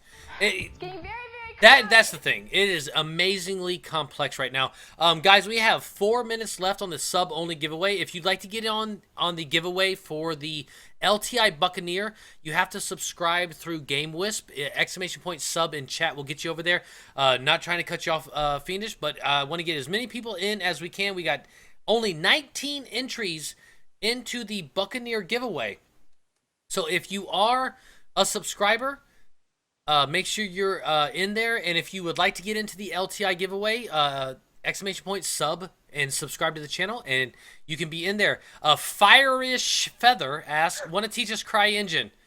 Sorry, I think that rolls back into the last question. sorry, buddy. Molly Butter, can I get a hug? You damn right you can. Virtual hug. Hug, e-hug. Bring it in. Bring it in. E-hug. Yep. How many cats do you have? I have 7. I have 3. I have 2 dogs. My wife is allergic to cats. Oh my God! I have some horrible news. I'm not. You know what? We're not even gonna talk about that. Oh.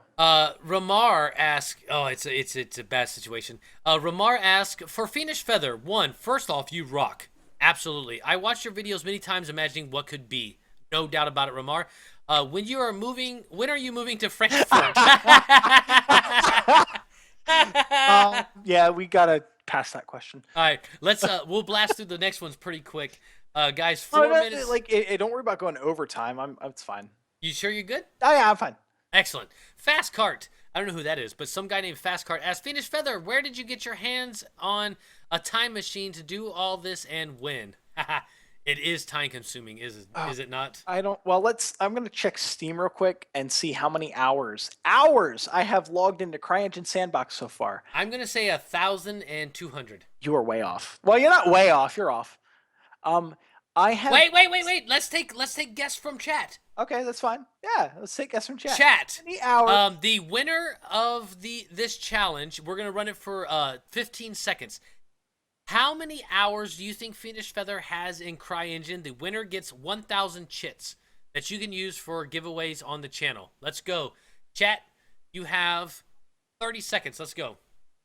I dropped you picture proof in Okay, cool. You Steve. watch chat and tell me who's closest. And Mystic, thank you for the subscribe. I really appreciate it. Thank you very much for the subscribe. Majestic X. I'm sorry, Majestic X, not Mystic X. Mystic X would be cool too. Oh my god, they're going by so fast. That's fine. I'm keeping up with them. As quick Okay. as I am.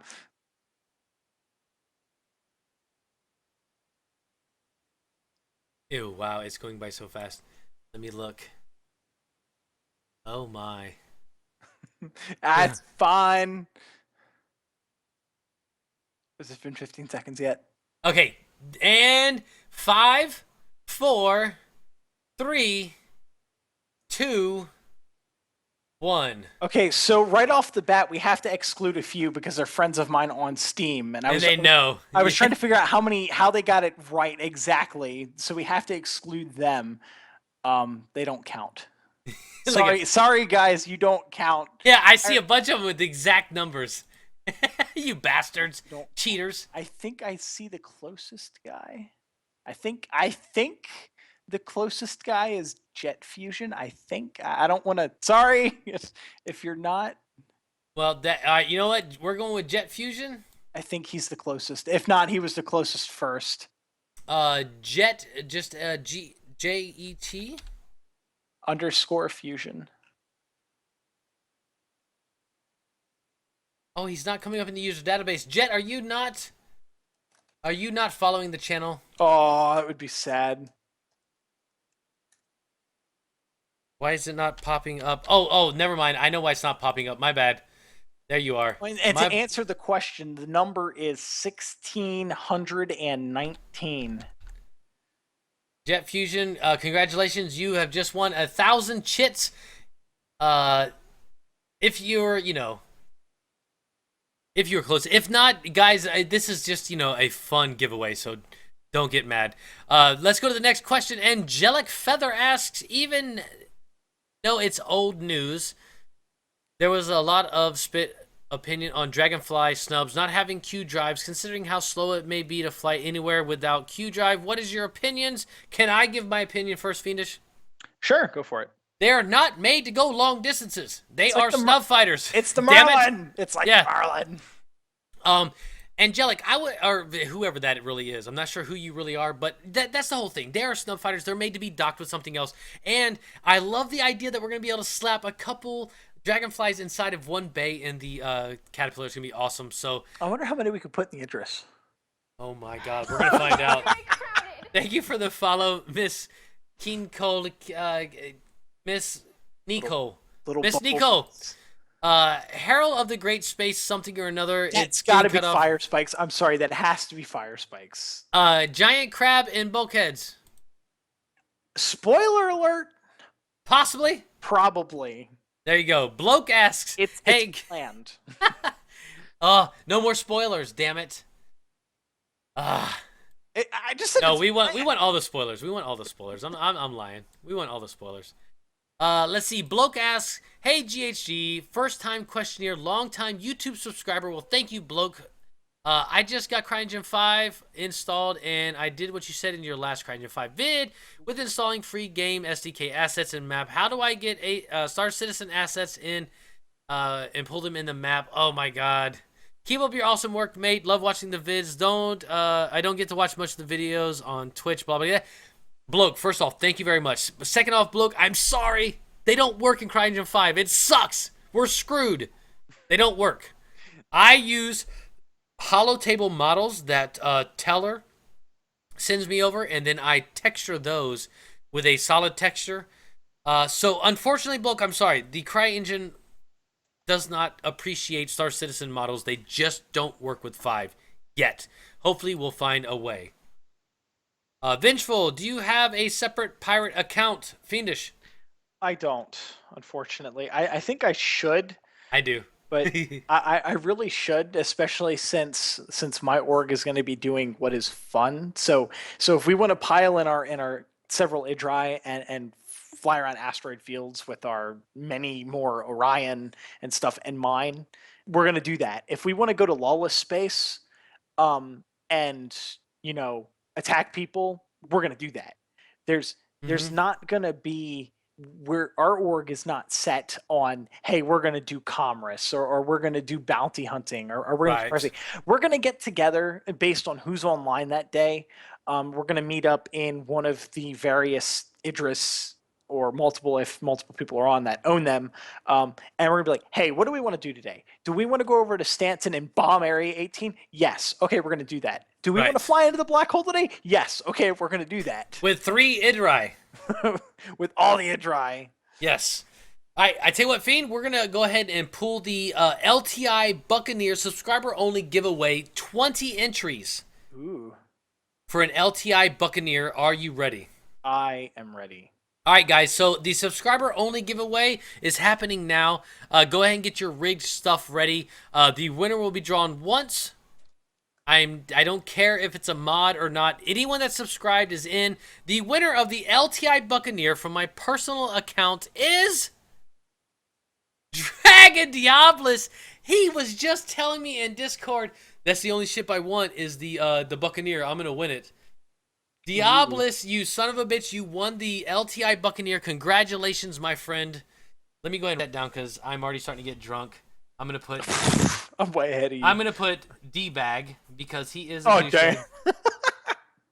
Diablos is 100% a douchebag, and I love him. Diablos, congratulations, my friend. You are the winner of the LTI Buccaneer. Guys, now don't forget, we will be doing new subscriber-only giveaways at 50 subscribers. We are going to be doing a Hull C. So get your subscribes in, and you can still get into the Buccaneer the Hull C giveaway.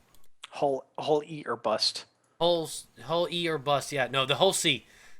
Congratulations, Diablos, you son of a bitch. You won it. And he even called that. Damn it. It's rigged. Yes, congrats, D-Bag. Congrats. So awesome, though. Good job, man. Good job, Diablos. He puts a lot of work in annoying the shit out of me during streams, so good job. Guys, we are only 9 followers away from doing an LTI Prospector, so get some tweets out there. ! Tweet. And let everyone know that 9 more followers, and we are going to be doing an LTI Prospector giveaway. Ooh. Get that out there. Death by Helmet asks, this is a good question. Chris Roberts has always said he wanted realism. However, dying by not having a helmet on is stupid. In real life, would you by mistake walk into an airlock and die without a helmet? No, you wouldn't. But it sure is funny as hell when it happens in game. Okay, so there are a couple things you have to give.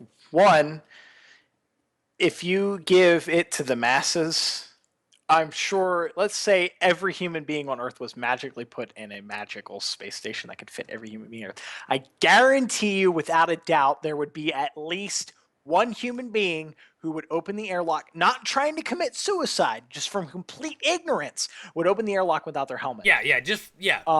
Number two, the spacesuit disappears on people a lot of time due to bugs. Right. Right on.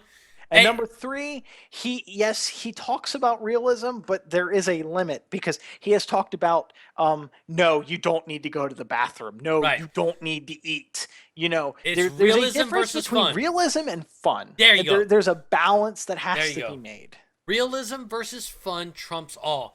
Realism is great, but you don't want a breathing simulator. Absolutely. Like, what was it? What was that game that came out on the 360? Oh, a couple years ago. You had to click a button on the controller to blink, or your vision would get blurry. Oh my god, I have no idea what that is, but I wouldn't want to play it. It was a terrible game. Yeah, there is like with food in Star Citizen, if it would give you a sort of buff, I could see that. But having to do everything else, no, definitely not. Anna, you know who, asks, do you want to build a spaceman? Yes, for you. Yes, and shame on you for making me want to break down in song. There you go. Gray-headed feather. Classy. God damn it, Has. How could people contribute? It says how could people contribute to Bulkheads? How can people? Do you have a Patreon? You Not did. yet. You did. I did personally. I was actually a member of your Patreon. Yes. Now, there's a couple of things we're trying to work out. We're trying, and total disclosure here, we're trying to work out whether or not we want to do a Bulkheads Patreon or if we want to do a per member Patreon. Do you want to contribute to me or Meyer or Grey Keys? By the way, Meyer is the Jamaican pirate. Grey Keys is Brock. And they're both in chat. That's why I have to call them out. And yes, by the they're way, awesome. the Astro Pub's in chat too. He's a writer.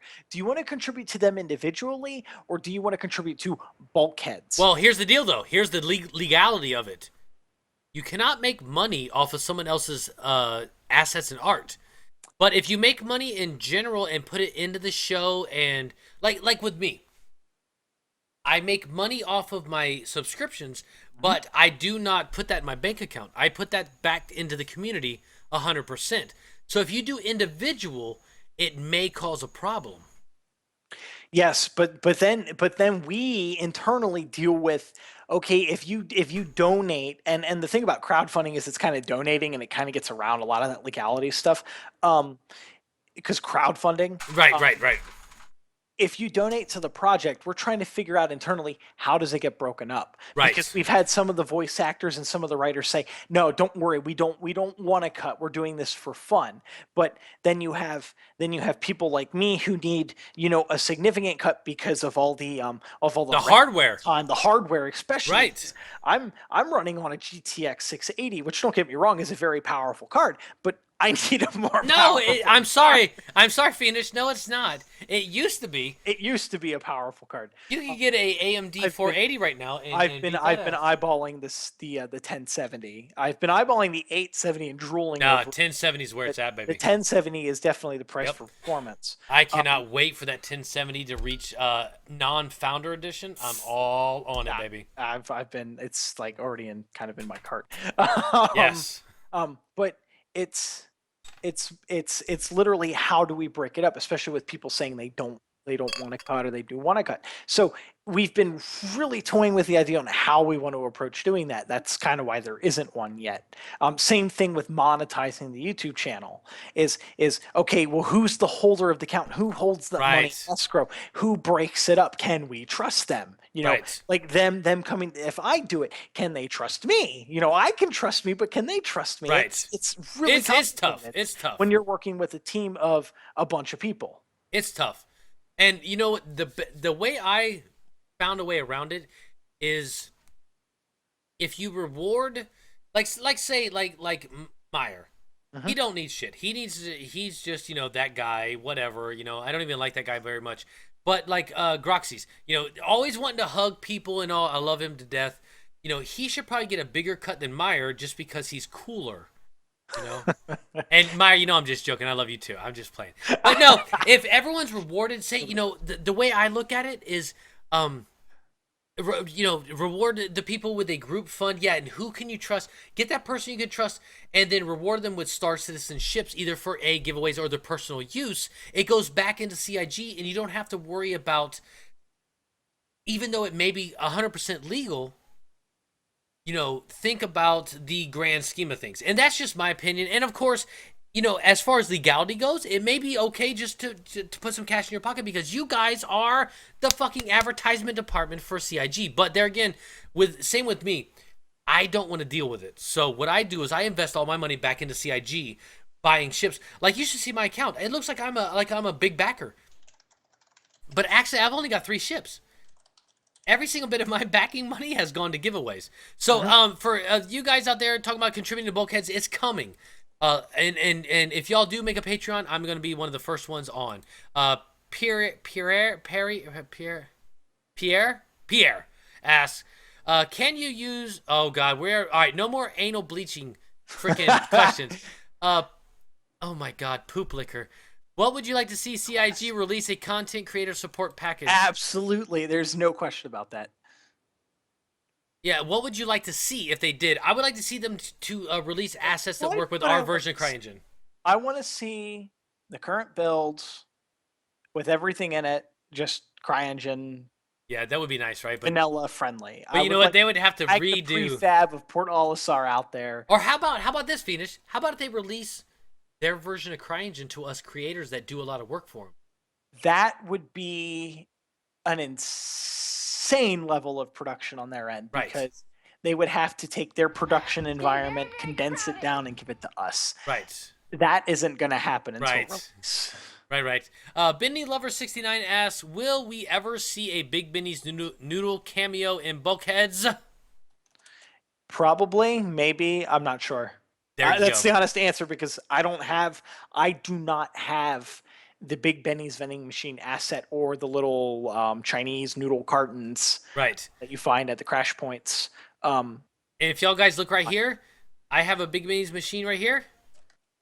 But guess what? That's just a PNG. It's not actually an asset. We don't have all the new assets we can't use. Fastcart asks, FiendishFeather, out of all the glitches we've seen tonight, which glitch is your favorite and why? None of them because they all slow me down. Yeah, for him, they suck. I mean, some of them, they make me laugh when they do, especially when I'm like, oh, this is hilarious. Because I had one in particular when I was doing, now not tonight, but I was doing Pieces of 8, where the Gavin model, and he was the first guy who got shot when the pirates boarded the ship, where he would spin around and literally put his head in his own crotch. And it was absolutely terrifying and hilarious to watch at the same time. That was probably my favorite of all time. But it's never happened since, so... But they all slow me down because it's all something I have to work around. Right on. Sorry, I'm typing. My bad. Cult member Leet asks, do you have any plans to cameo either CIG people, non-official, or Star Citizen Twitch casters in Bulkheads? Yes. Yes, matter of fact, I'm in the next episode. No, I'm just joking because FiendishFeather fucking hates me. Wow, you... I'm just playing. I'm just playing. That was a total joke, guys. The answer to that question is yes. I would like to do the old Southern guy. When that comes up, please let Supervisor? me know. No, even older, like if you ever have the old cargo hauler truck driver, please hit me up. That gives me an idea for a story arc. Thank you. Yes! I want to be that guy. Yes, the answer is yes. We do plan on it, yes. And also they had a casting call on, I think was it on Reddit? Yes. Yes. So they had one. If you're not a member of the it's starting in chat. Thank you, Diablos. If you have not become a member of r/Star Citizen on Reddit, it's awesome and horrible at the same time. Just letting you know. What do you think we'll see at GamesCon and or CitizenCon? Let me go first. Can I go first? GamesCon, I think they are going to do some cool stuff that we haven't seen, but nothing major. But I think at Sitcom we're gonna get our very first sneak peek at Squadron 42. You know what? That seems like a very, very fair response. Whether it's gameplay or trailer. I think trailer, but I think yes. trailer. And I think they're gonna run a trailer in front of Star Wars this year, like Elite Dangerous did. If they don't, they're dumb. Oh, that would be insane. I was so surprised. I kind of read about it on the news because I'm an Elite player, so I kind of saw it on the Elite subreddit that it aired before Star Wars, and I think it was the second time my wife and I went to go see Star Wars that we saw the Elite Dangerous trailer because it wasn't there the first time, and it was like, hey, I play that game. Yeah, man, and that's smart. You have your target audience. You do in a theater. You right really there. do. Yes. Give me Bulkheads. Craigasm. Unless I'm wrong, is there a reason why you decided not to add credits page with the names of all the cast members, Twitch/CIG names at the end of each video? Time. Just to keep things short, like on the 1 minute shorts, there's really not a point, and the cast isn't really changing. The credits are kind of in the description of the video. They don't have to be in the video itself. The video itself includes albeit it's a little bit humorous, the copyright information saying, hey, what you saw was fictional, isn't going to happen in Star Citizen. Star Citizen is a product of Cloud Appearing Games, which, by the way, if you've read the new terms of service, they require that. That's what the video is. The video is the video plus the funny copyright page that we're kind of required to put to the terms of service, and I don't want to step on anyone's toes, and the credits are in the description. And if we do decide to turn Bulkheads TV from a redirect to the YouTube page to a website, that's where the credits will be. The credits go. are in the description of the video, not the video. There you go. Commander Headcloth asks, Fiendish Feather, are you looking forward to Film Engine? I am not sure what that is. I am going to look that right now. Film. All right, while you look that up, not a Bulkheads writer. No, we'll wait. Go ahead. Film Engine. We don't know about that, Commander Headcloth. He's looking into it right now. That it looks very interesting. I will have to look at it when I'm sober. There you go. That's a good answer. maybe down the road, because I'm actually starting school for video game development. Getting very in-depth knowledge of game engines and back-end stuff. I'm actually starting school for that this fall. I plan on taking most of the knowledge I know and applying it to machinima. My wife is actually going to school for 3D animation starting this fall. Nice. So we're actually planning on either combining our knowledge for machinima purposes or for video game development purposes. And Film Engine, from what I see looking at the webpage for a whole 12 seconds, looks useful. Like it might be something for that purpose. Beautiful. There you go. Not a Bulkheads writer asks, who is your favorite character and why is it Roger? Also, what are you doing outside without your helmet? Don't you know what happens on this ship? That had to have been. I'm not sure if that was Maya or Astropub or Greykeys. I'm not sure. It's one of those. It has to be. Fantastic question. By the way, my favorite character is not Roger. My favorite character, in order from characters it went from Brock. And this is probably because the orders I got the lines that made me laugh and fall out of my seat. It was probably Brock. Because when I first listened to all the lines, some of Brock's deliveries just made me fall out of my seat laughing. It's good delivery. It really is. And then it was Pierre, or the Jamaican pirate, especially when he says "bloody Bengal." Yeah. He says Bengal made me. I just died the first time I heard it. Hell and, yeah. And then it was the ship's computer, or Eris's girlfriend. I think her name is Cass. When the original dialogue was written in the script, the computer just said, intruder alert, bulkhead, bulkhead's being breached, whatever. The good luck bit that wasn't in the script, so I wasn't expecting to hear it, but when I got the dialogue and I heard it, I died because, developing the episode, I knew what happened. So the fact that the computer said good luck, I thought was hilarious. Right on. And especially when it said pirates win, Paul's again. I don't think that was in the script either. So when I heard that, the delivery was just perfect. And Nice. I see again. So my favorite character so far has probably have to be the ship's computer.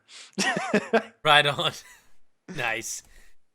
So gray-headed gamer is a sexy bitch asks, Wow. how long yeah, right. How long should travel between planets or systems be? It should be very long unless you're using a jump hole. A jump hole. I said a jump hole. Yo, Fiendish, that's a new word. Hey, someone put that in the wiki right now. Jump hole. I'm trademarking it right now. Yeah, if you're not using a jump point or at very least cruise. No, even with cruise, it should be a very, very long time to travel between systems. Planets, it still should be a pretty long time. We want scale. Matter of fact, we need scale. Well, the thing is, and I think this is something they could learn a little bit from Elite Dangerous is 1-to-1 scale. It is, and that's one of the things that's most impressive about the game. But the way your frame shift drive, or their version of quantum drive, you can go faster than the speed of light. Now, I don't think Star Citizen wants to do that. You're going to go, what is it? I think 0.2 the speed of light, which might be, and I think that's going to be okay if you're jumping from, let's say, Stanton. I think Area 18's on what is that, Stanton 3? To another planet in the Stanton system. If it takes 10 minutes, that's cool, because that would give me time to, tune up my ship or make repairs on my ship or whatever I got to do. Now that might get old very quickly, so they're going to have to be very careful with how they balance that, whether or not it takes 20 minutes or it takes 30 seconds. That's going to be one of the things I think we're going to discover when the game goes into beta and we can jump in between systems and planets. Right. Check out the stream real quick, FiendishFeather. Engineer has posted something. Is that a model I could import into CryEngine? This is one of Engineer's models. You and Engineer need to get together. Yes, we do. Engineer, you and FiendishFeather need to talk, my friend. Yes, we do. I'm the same handle on Discord, so send me a note. That would be absolutely amazing, actually.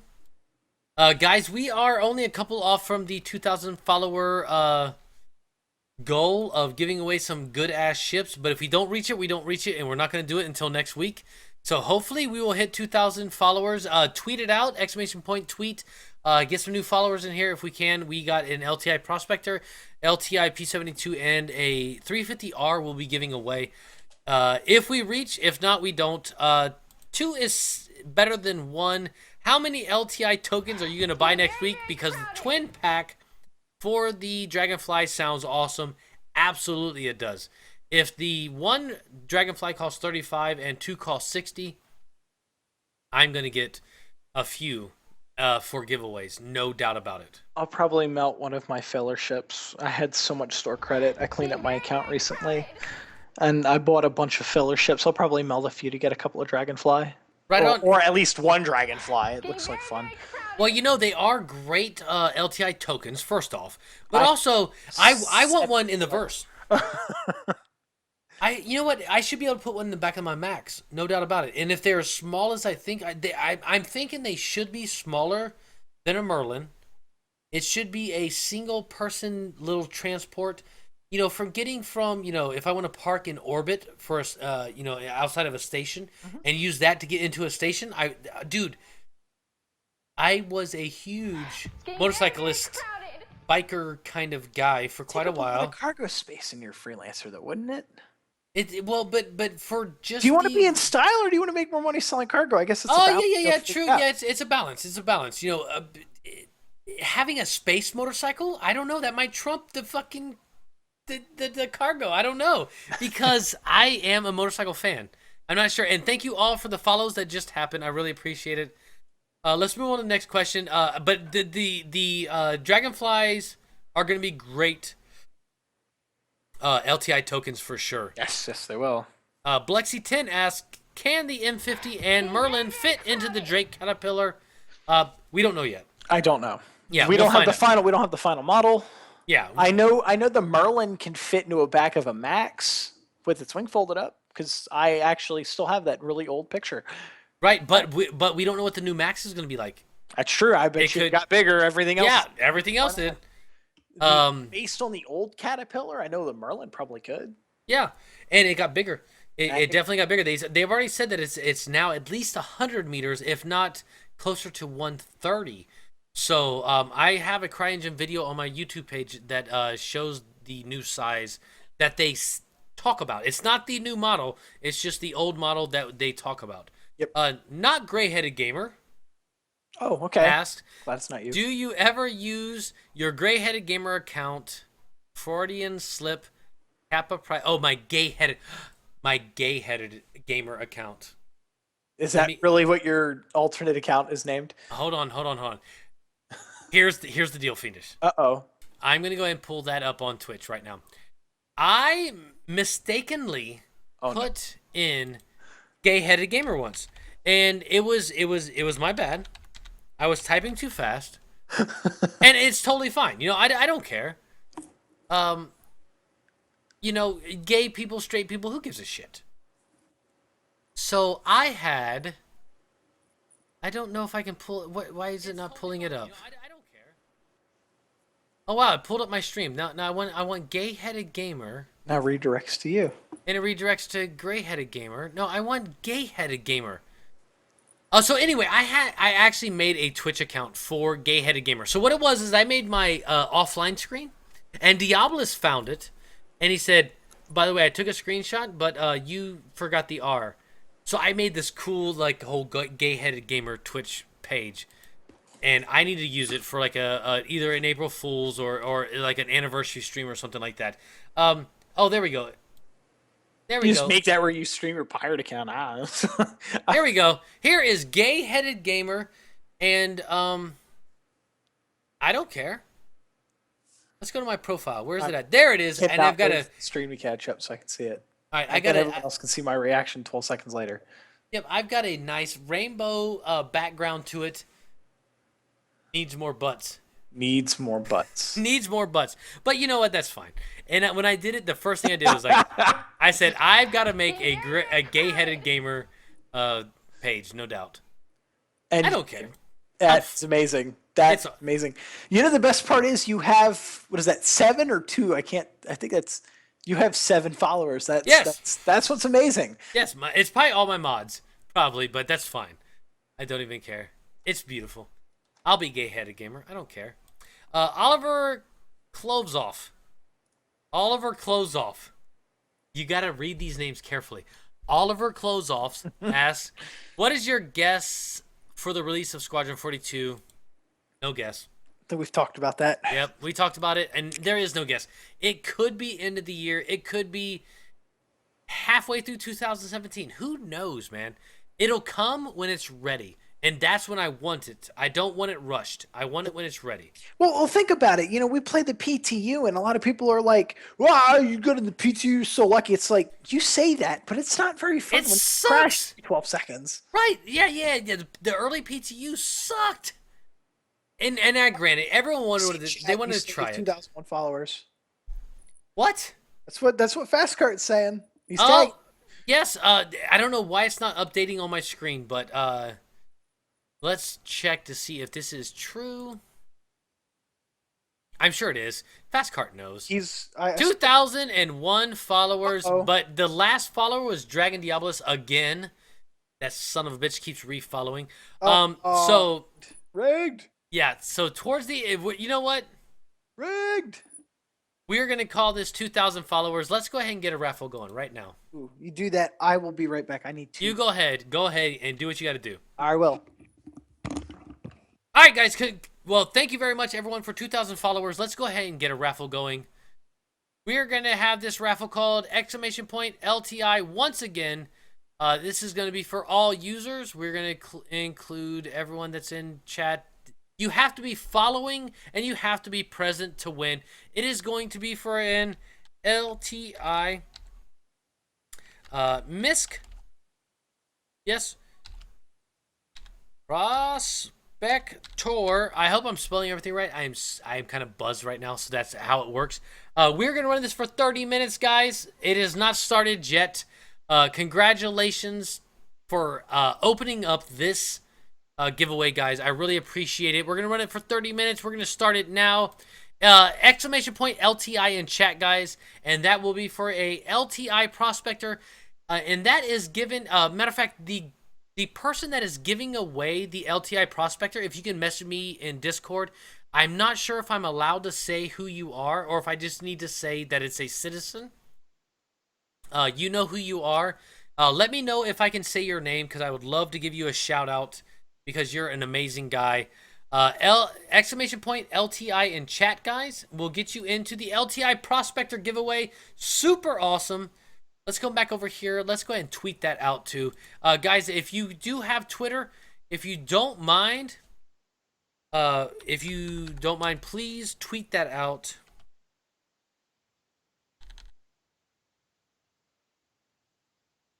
LTI.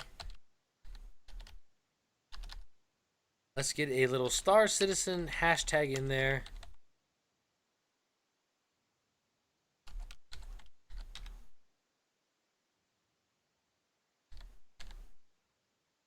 Oh, my caps lock and shift is totally going bonkers.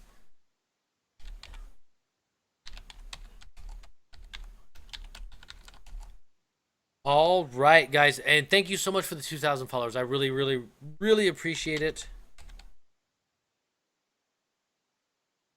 Go ahead and add us a picture in there. I know we got a prospector picture here somewhere. That is not what I'm looking for. It's getting very, very crowded. Yes, make sure you are following the channel. And thank you, LaughingMan50, for the follow. I really appreciate it. Anybody win yet? Not yet. We have just started the giveaway. And good. I didn't miss anything. No, you have not missed nothing yet. You're good. I don't know where my prospector pictures are. That might be one ship I don't regret getting because the prospector was really cool. The prospector is absolutely phenomenal. I absolutely love the prospector. It's like a condensed and more industrialized version of the Freelancer. I think it really fits the MISC theme very well. Yes, absolutely. Thank you so much, Clifford, aka Miku, for the follow. Clifford is one of my very good buddies of the channel. Wait, Thank Clifford just followed you? No, he hosted. Oh, did I say? host- Did you I say said follow? followed, I think. Oh, damn it! I'm sorry. If I said follow, I apologize. I did not mean that at all. Oh my God, where's my prospector pictures? That sucks. I cannot find them. Google it. Google it. This is the problem with having too much crap on your computer.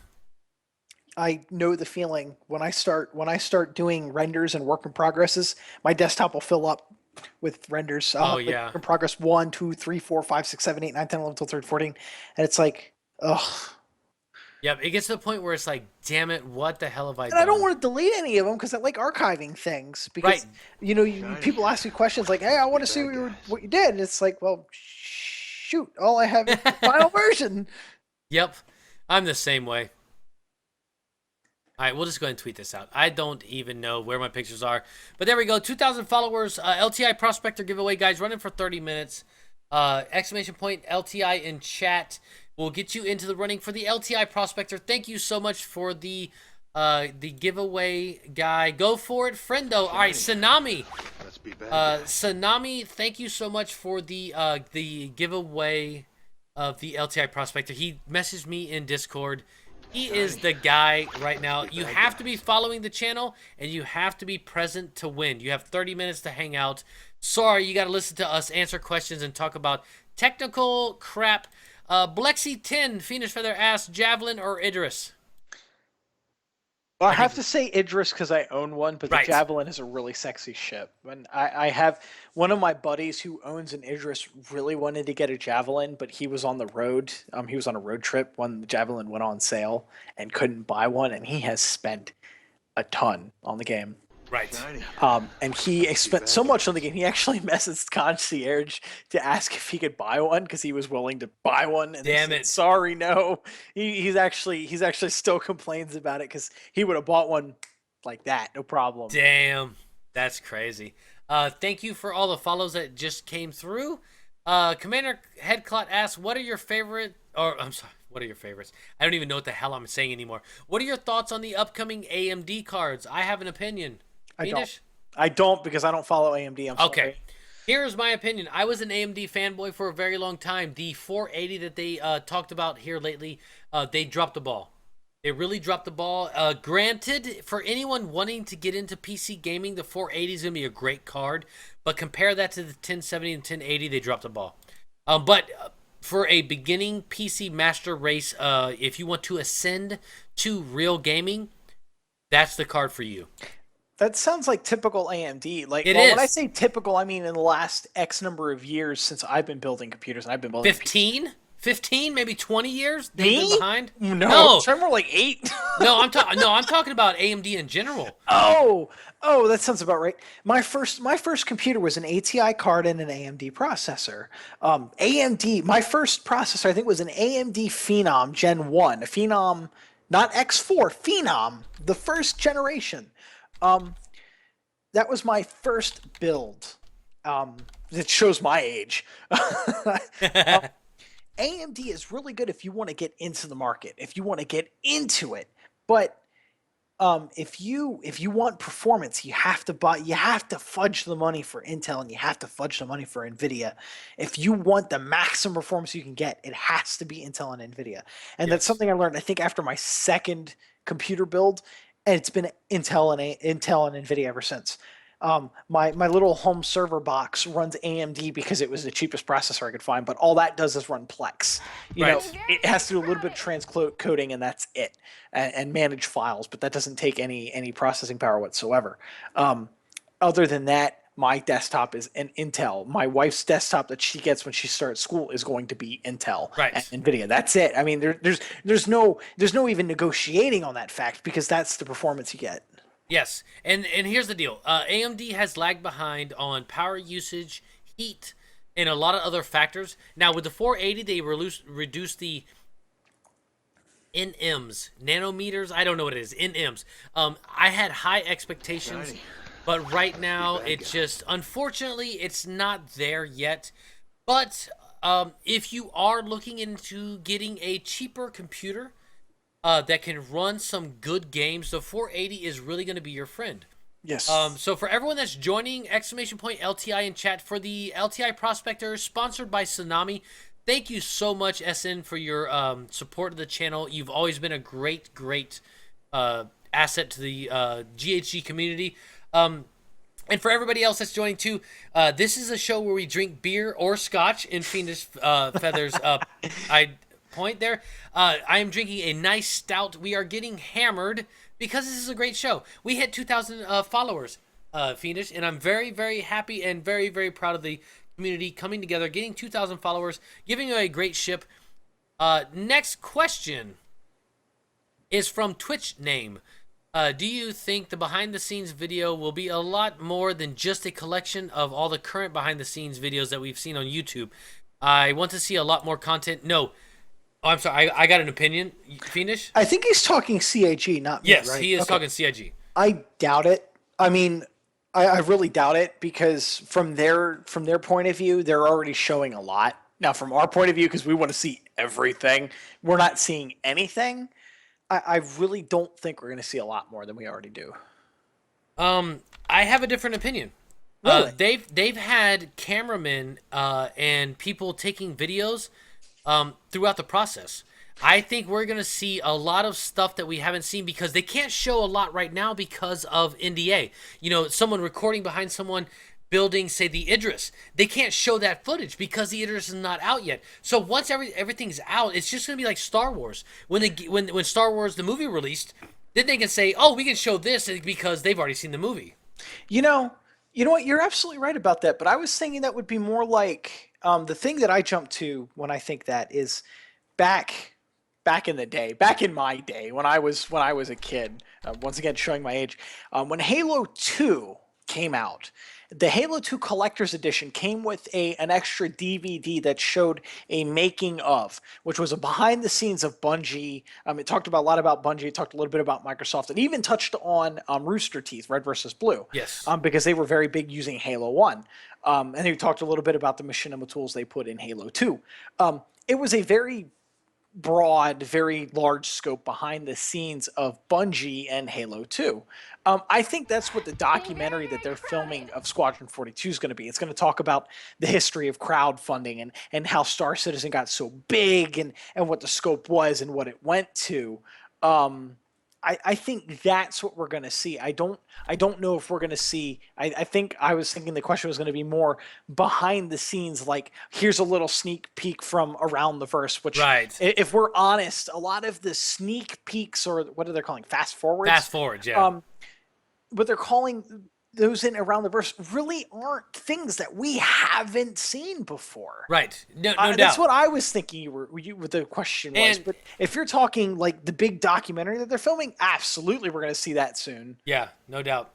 And the fast forwards are more of refined stuff that we've already seen. So it's not actually new stuff. And like and Lando even said, and a few others said, you know, it's not brand new stuff. It's just more slightly behind the scene refined things that we've already seen. Gray-headed bot. Oh, my bot's asking you a question now. Wow, classy.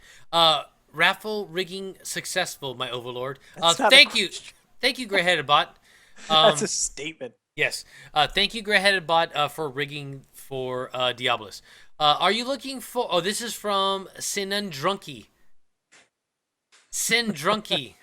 Are you looking for voice actors at all? And if so, would you let me give you a demo of my sultry tones? Not actually sultry. P.S. Drunk. Sorry if this has been asked before. Sindrunky. Fiendish has done some voice acting roll calls on Reddit. If you want, I'm going to say it because I think I kind of have to say it. Well, not really that.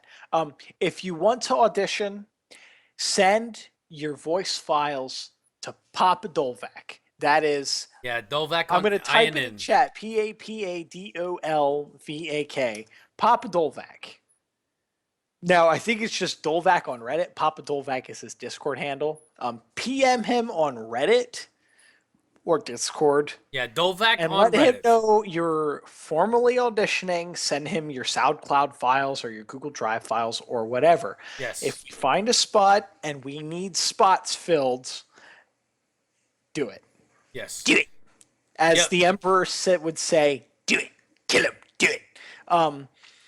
Yes, we're always looking for voices, whether it's for a one-off character who dies or a cameo. Yes. There you go.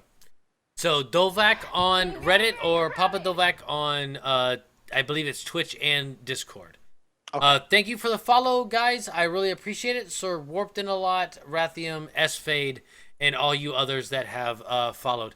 Commander Headclot asks, do you want Freelancer on Good Old Games? Yes, no, why? I do. But there again, it's a very moddable game, so where it's at is fine with me. Not gonna lie, I've only played a little bit of Wing Commander. I actually bought all the Wing Commanders through GOG. Have had a lot of issues running them on my computer. Yep. I've played a little bit of them. I've never played Wing Commander before. I've played some Freelancer. I think I've gotten Freelancer through, I'm sorry, I probably shouldn't say this on stream, but I've gotten it through some, shady channels, because I can't get it. Yeah. That's how everyone gets it right now, buddy. Don't worry about it. If it would pop up on GOG, I think I would, because I thought what I played of it, I thought was very fun, and I wouldn't mind playing it more. Dude, Freelancer is one of the best sandbox open world multiplayer space games ever made. Fiendish, here's my suggestion to you. Mm-hmm. Get Privateer, the very first Privateer. It's not multiplayer. Privateer, okay. That is from a Chris Roberts game that actually got me hooked on PC gaming. Unbelievable. That's why Privateer is why I backed Star Citizen. The only reason I was not a huge Wing Commander fan. I knew about it. I played it. It was fine. Privateer changed my thoughts on computer gaming 100% because you didn't have to follow a storyline. You could go and do whatever you want, even though it wasn't multiplayer. And it wasn't a full sandbox, but you got to do what you wanted to do. There you go. Bloom. Privateer. Do that. And I've seen in chat, it's actually on Good Old Games. I'll have to look that up. Oh, Privateer is a beautiful. If I get time to play a video. Right. You won't have time for a while. Everyone wants more bulkheads. Terrible Terry asks, hull breach. Oh God, we're not going through that question. That's terrible. Damn you, Terrible Terry. Game Fleek asks, Fleck. It's GHG. Fleek or Fleck? I think that's a Fleek. Game Fleek. I forget. It's like Game Freak, but with an L. No, she always tells me I'm on Fleek. Fleck. I'm on Fleck. I don't remember. Will the Caterpillar cost more than the Starfarer? When it all comes down to it, it should because it's bigger, but who knows? What's the Starfarer cost again? It originally was cheap, and I don't remember. So we'll have to see. Because I had Fleek. I think the Caterpillar at first was $250. Might have been $150. No, yeah, it was cheap at first. It was very cheap. Hey, look, here you go. Mod Mom in chat, guys. Exclamation point Mod Mom. Fiendish. My wife is a big part of the stream. Yes. And people put in exclamation point Mod Mom, and it brings up the Miss GHG pink heart. Getting very, very crowded. We love Miss GHG. She accepts me for my nerdiness. There she is. No, they're just putting it in because I asked you a That's question. what you have to do. If Fleek or Fleck? honestly, if my wife didn't support keep me in my forgetting. nerdiness, I wouldn't be here at Fleek. all. If she wasn't as big a nerd as I was, I wouldn't be able to, I wouldn't be able to sit at the computer for X number of hours a day and Lots of make mod moms this in chat. make Get in chat. this stupid animated series for everybody. I know he's not listening to me, but I know you No, guys. I am. I am. Don't tell me I'm not listening. I'm kind of listening, but mod mom's asking me But something. you have to listen to the wife, or you're in trouble. You have to. It's just the way it is. But you have to respect the I'm patience blaming you. that your wife gives you or my wife gives me when we sit at the computer for a majority of the hours of the day Yeah, like 12, content for this 14. community. Yeah, exactly. Right. It's a special woman to accept you for your nerdiness. Yep. And first off, my wife said, "Really, honey? It's Fleek, Game Fleek." I apologize, and it's just I'm old. I don't fucking know. That's one of those hip things. You know what I'm saying? Oh my God! Our next question. Oh, don't read that. It's Don't from read that. Killery. It's from Killery Cankles. There have been more than a few game delays from other games this past month, and even some who have released new game footage and still announced a delay. It seems like this is the time period for game companies to release new game trailers if they plan on releasing. It went off screen. The thing is, I think I know who wrote that question because they typed that name in to annoy me. It annoys me as well. So here's the deal. Yeah, game delays happen. No Man's Sky, I want that to come out soon, but it just happens. Did that get delayed? Yes, No Man Really? got delayed. That's sad. Yes. Commander Headclot asks, what are your thoughts on Shia LaBeouf, Samurai Warrior? If he's playing a Samurai Warrior, he should go to hell. I'm sorry. Fuck that. You know who did a good Samurai Warrior? And I'm probably going to get a lot of shit for this. Uh-oh, here it comes. Guess who did a good Samurai Warrior? Here it comes. You're going to say The Last Samurai, aren't you? No. Oh, okay. No, I'm not. Then you're good. What are you going to say? No. I mean, Tom Cruise does some good stuff. I love his Mission Impossible stuff. I really do. I Other probably than love that, his Top Gun stuff too. everything else other than that is fucking crazy. But Neo did a great job. Oh, he's listening for his wife. Hang on. Yeah. Yeah. Go ahead. The samurai movie that Neo did, I can't remember his damn name now. The guy who played Neo for Matrix. Oh God, I even love him to death.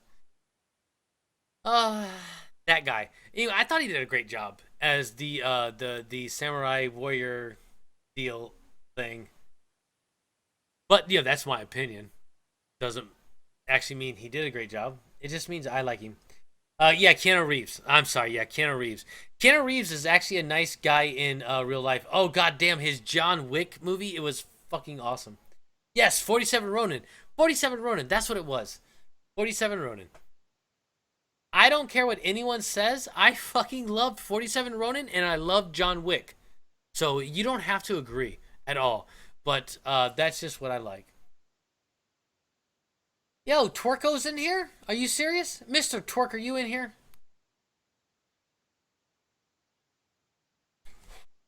I have to watch the chat better. Mr. Twerk, I'm a little buzzed, so you have to understand. I'm trying to get through the show, and it's really tough for me. Yes, 47 Ronin was the shit. I loved it. There he is, Mr. Twerk. Welcome, Mr. Twerk. Twerk and WTF are the two guys that got me into streaming. Watching those guys made me want to stream. So, loved it to death.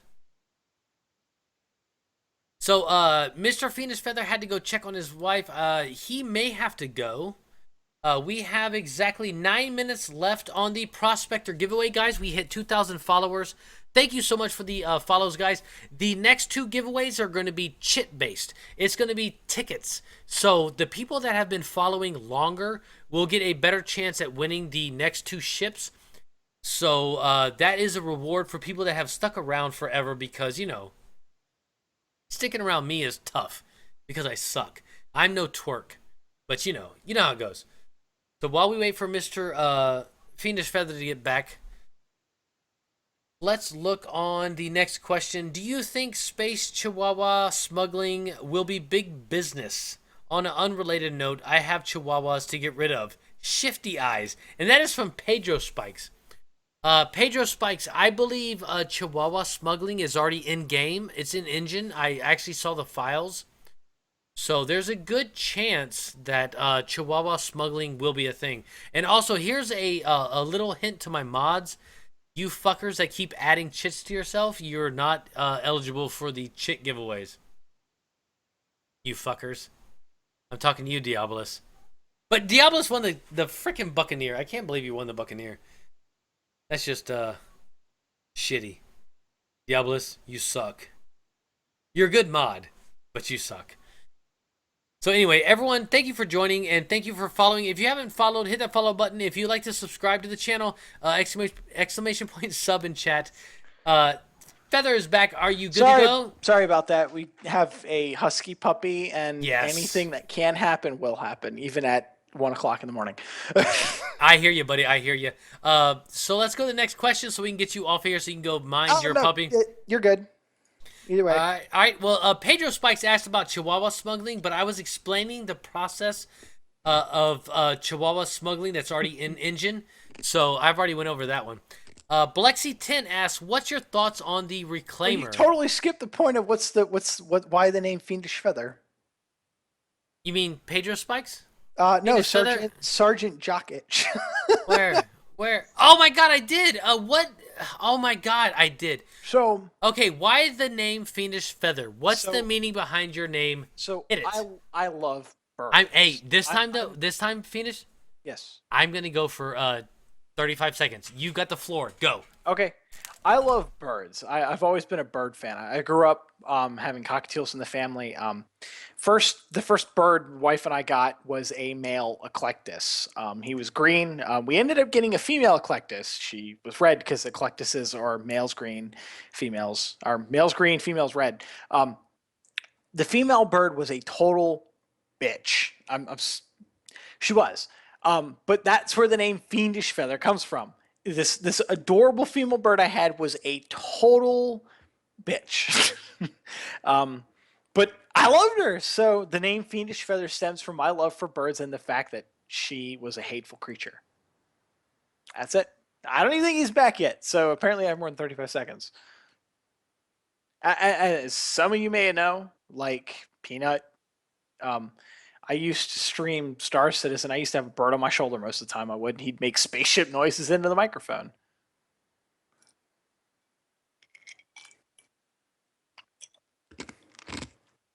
And that is a really long 35 seconds.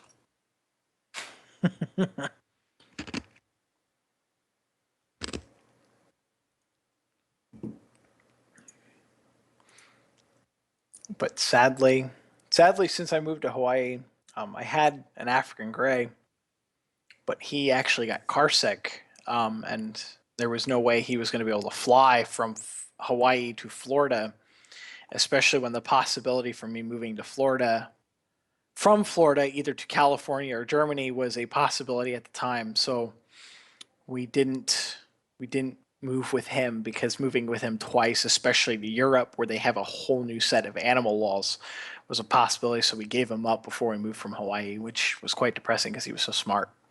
But if you're looking at getting a pet parrot for any reason whatsoever and you have any experience with birds, I have to recommend you get an African gray. There's my dance. Here's my shepherd dance. And Gray-Headed Gamer, if you don't get back in like 12 seconds, you're going to lose all your subscribers. I hear keyboards clacking. Oh my God. So I'm back. So for anyone interested, that was a bio break. The beer is flowing. We have exactly 4 minutes left on the LTI Prospector giveaway. I'm sure Fiendish Feather kept you completely entertained with his bird story. And my Commander Shepherd dance, because 35 seconds came and went. You were nowhere to be found. Oh yeah, it was I ran out horrible. of scotch, so I couldn't just sit here and drink. My God, I started Shepherd dance, and it was just terrible. Well, you know, I have one of those stout peas where you start and you're like, okay, I'm good. Nope, not good. And you just keep peeing and peeing and peeing and peeing. Well, that's the problem with Not So Sober Saturday is it's piss break. Yes. Saturday. And normally, see, it only runs for 2 hours usually. So I'm over the 2-hour mark. It's really long. I'm impressed. I'm really glad we started at 10 and not midnight. That's what she said. I did it. That's what she said joke. That's very long. Next. You know what's really Question. depressing about that? Yes. My last name is long. Yes, I know. But they probably don't know. Well, they do now. So now when you like go in there, you're like, DJ.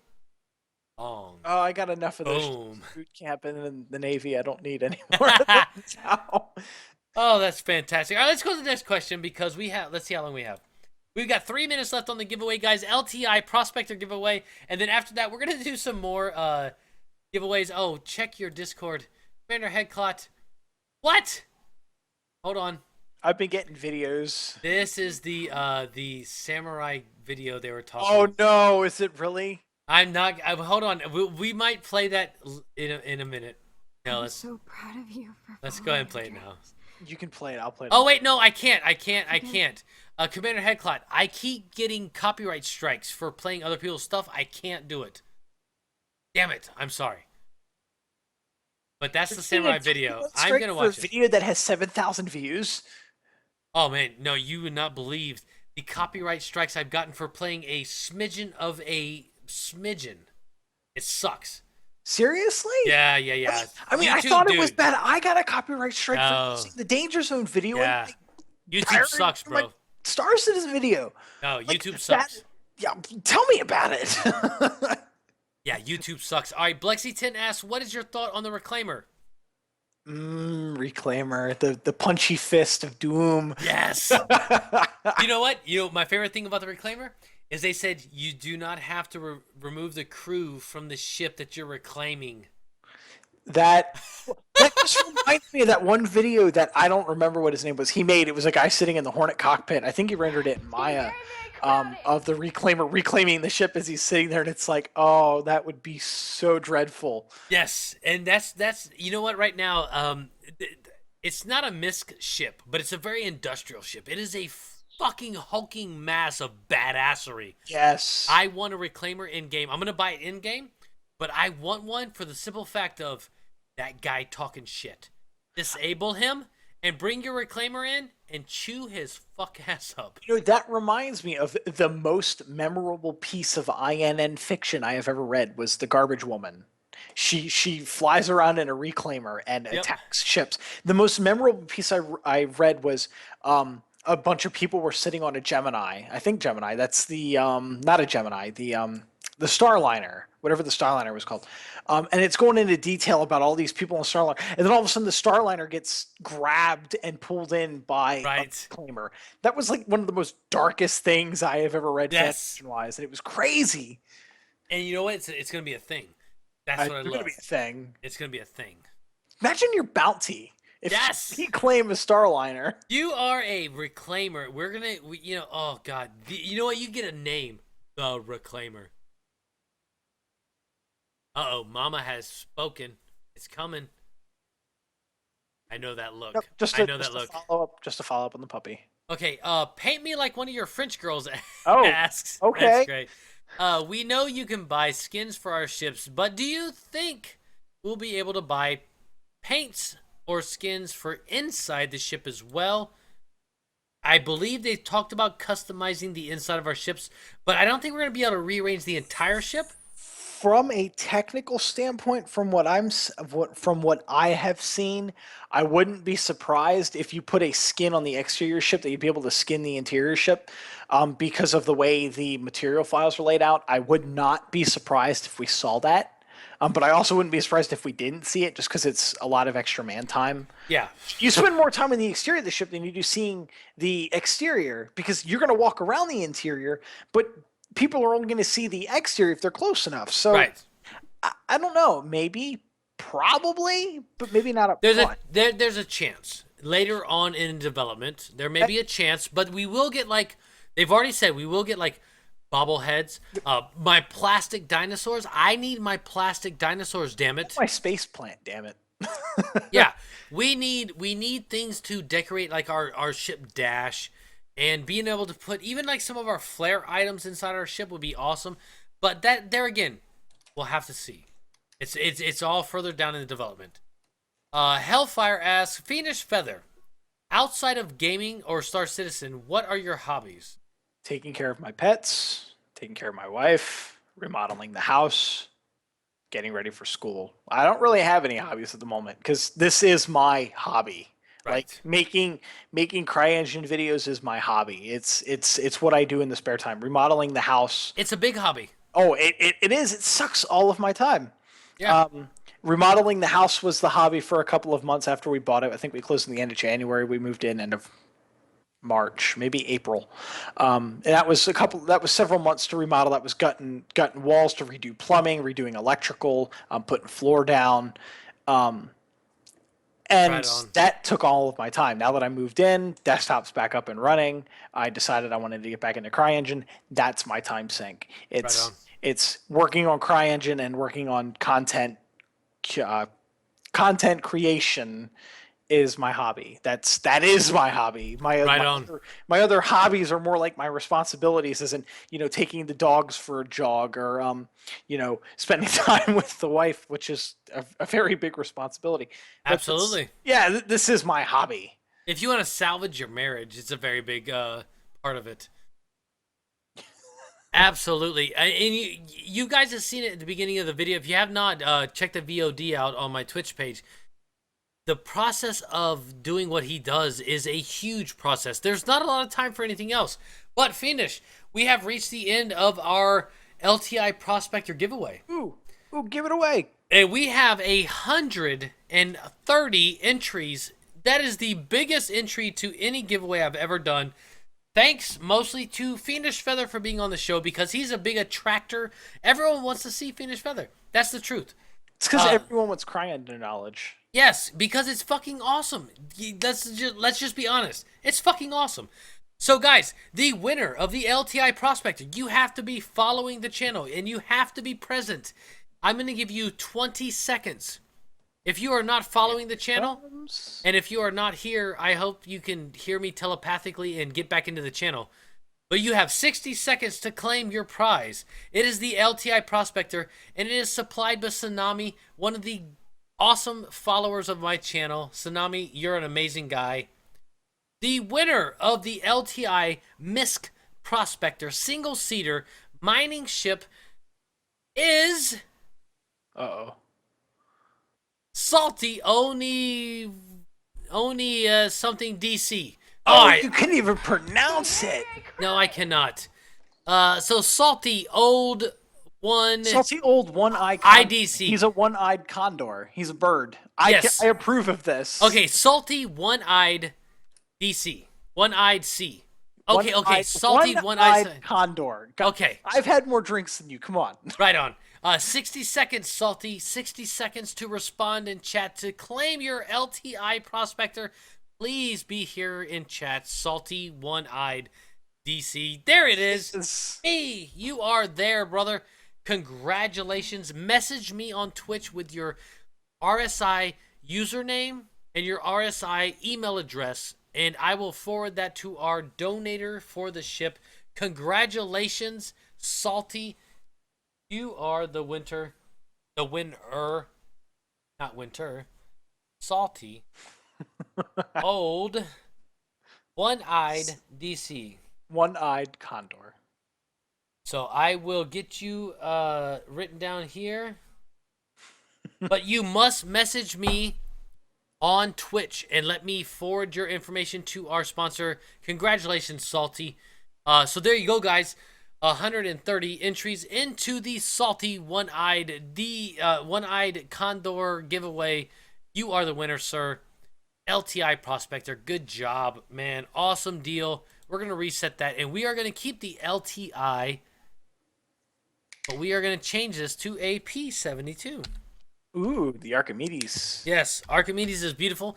This is from my private stock of ships for giveaways from monies collected through streaming. So, guys, this is going to run for 15 minutes. We need more questions. Yes, 15 minutes, guys. This is going to be a LTI P72, and congratulations, Salty. That's awesome, man. LTI Prospector. That's kick-ass. We are starting that now. Starting the timer now. Exclamation point LTI in chat, guys, for an LTI P72. And we will get back to the questions. Exclamation point question in chat if you'd like to ask Fiendish Feather or myself a question. It doesn't matter what kind of question, just not anal bleaching, please. Or, you know, whatever. If you do, I don't give a shit. If you ask a LTI question, odds are I'll ramble. Right on. We're gonna ramble, both of us. We're both in rambling moods right now. Oh, absolutely. All right, let's go back to the big box here. There we go. Let me pull back up the questions. There they are. What do you think about the attempt of killing the gray market? Why not put the gray market inside the RSI website so CIG can take taxes and trade between players? That's from Sir Wampton a lot. I don't really have much of an opinion on that. I really don't, because full disclosure, I'm going to be honest, there was a moment in time where I was contemplating selling all of my ships on the gray market. All of them. You were pretty pissed at I was CIG. contemplating giving up my entire account.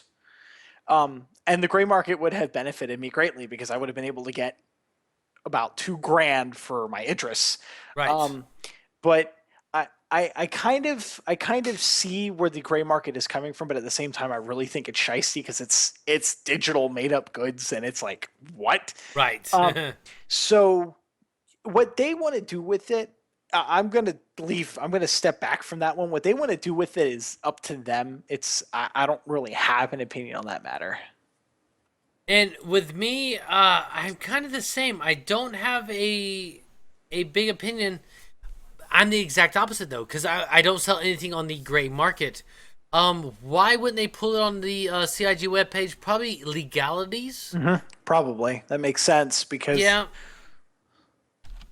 But as far as getting rid of it, I can understand also because people are making money off of CIG's work. Yep.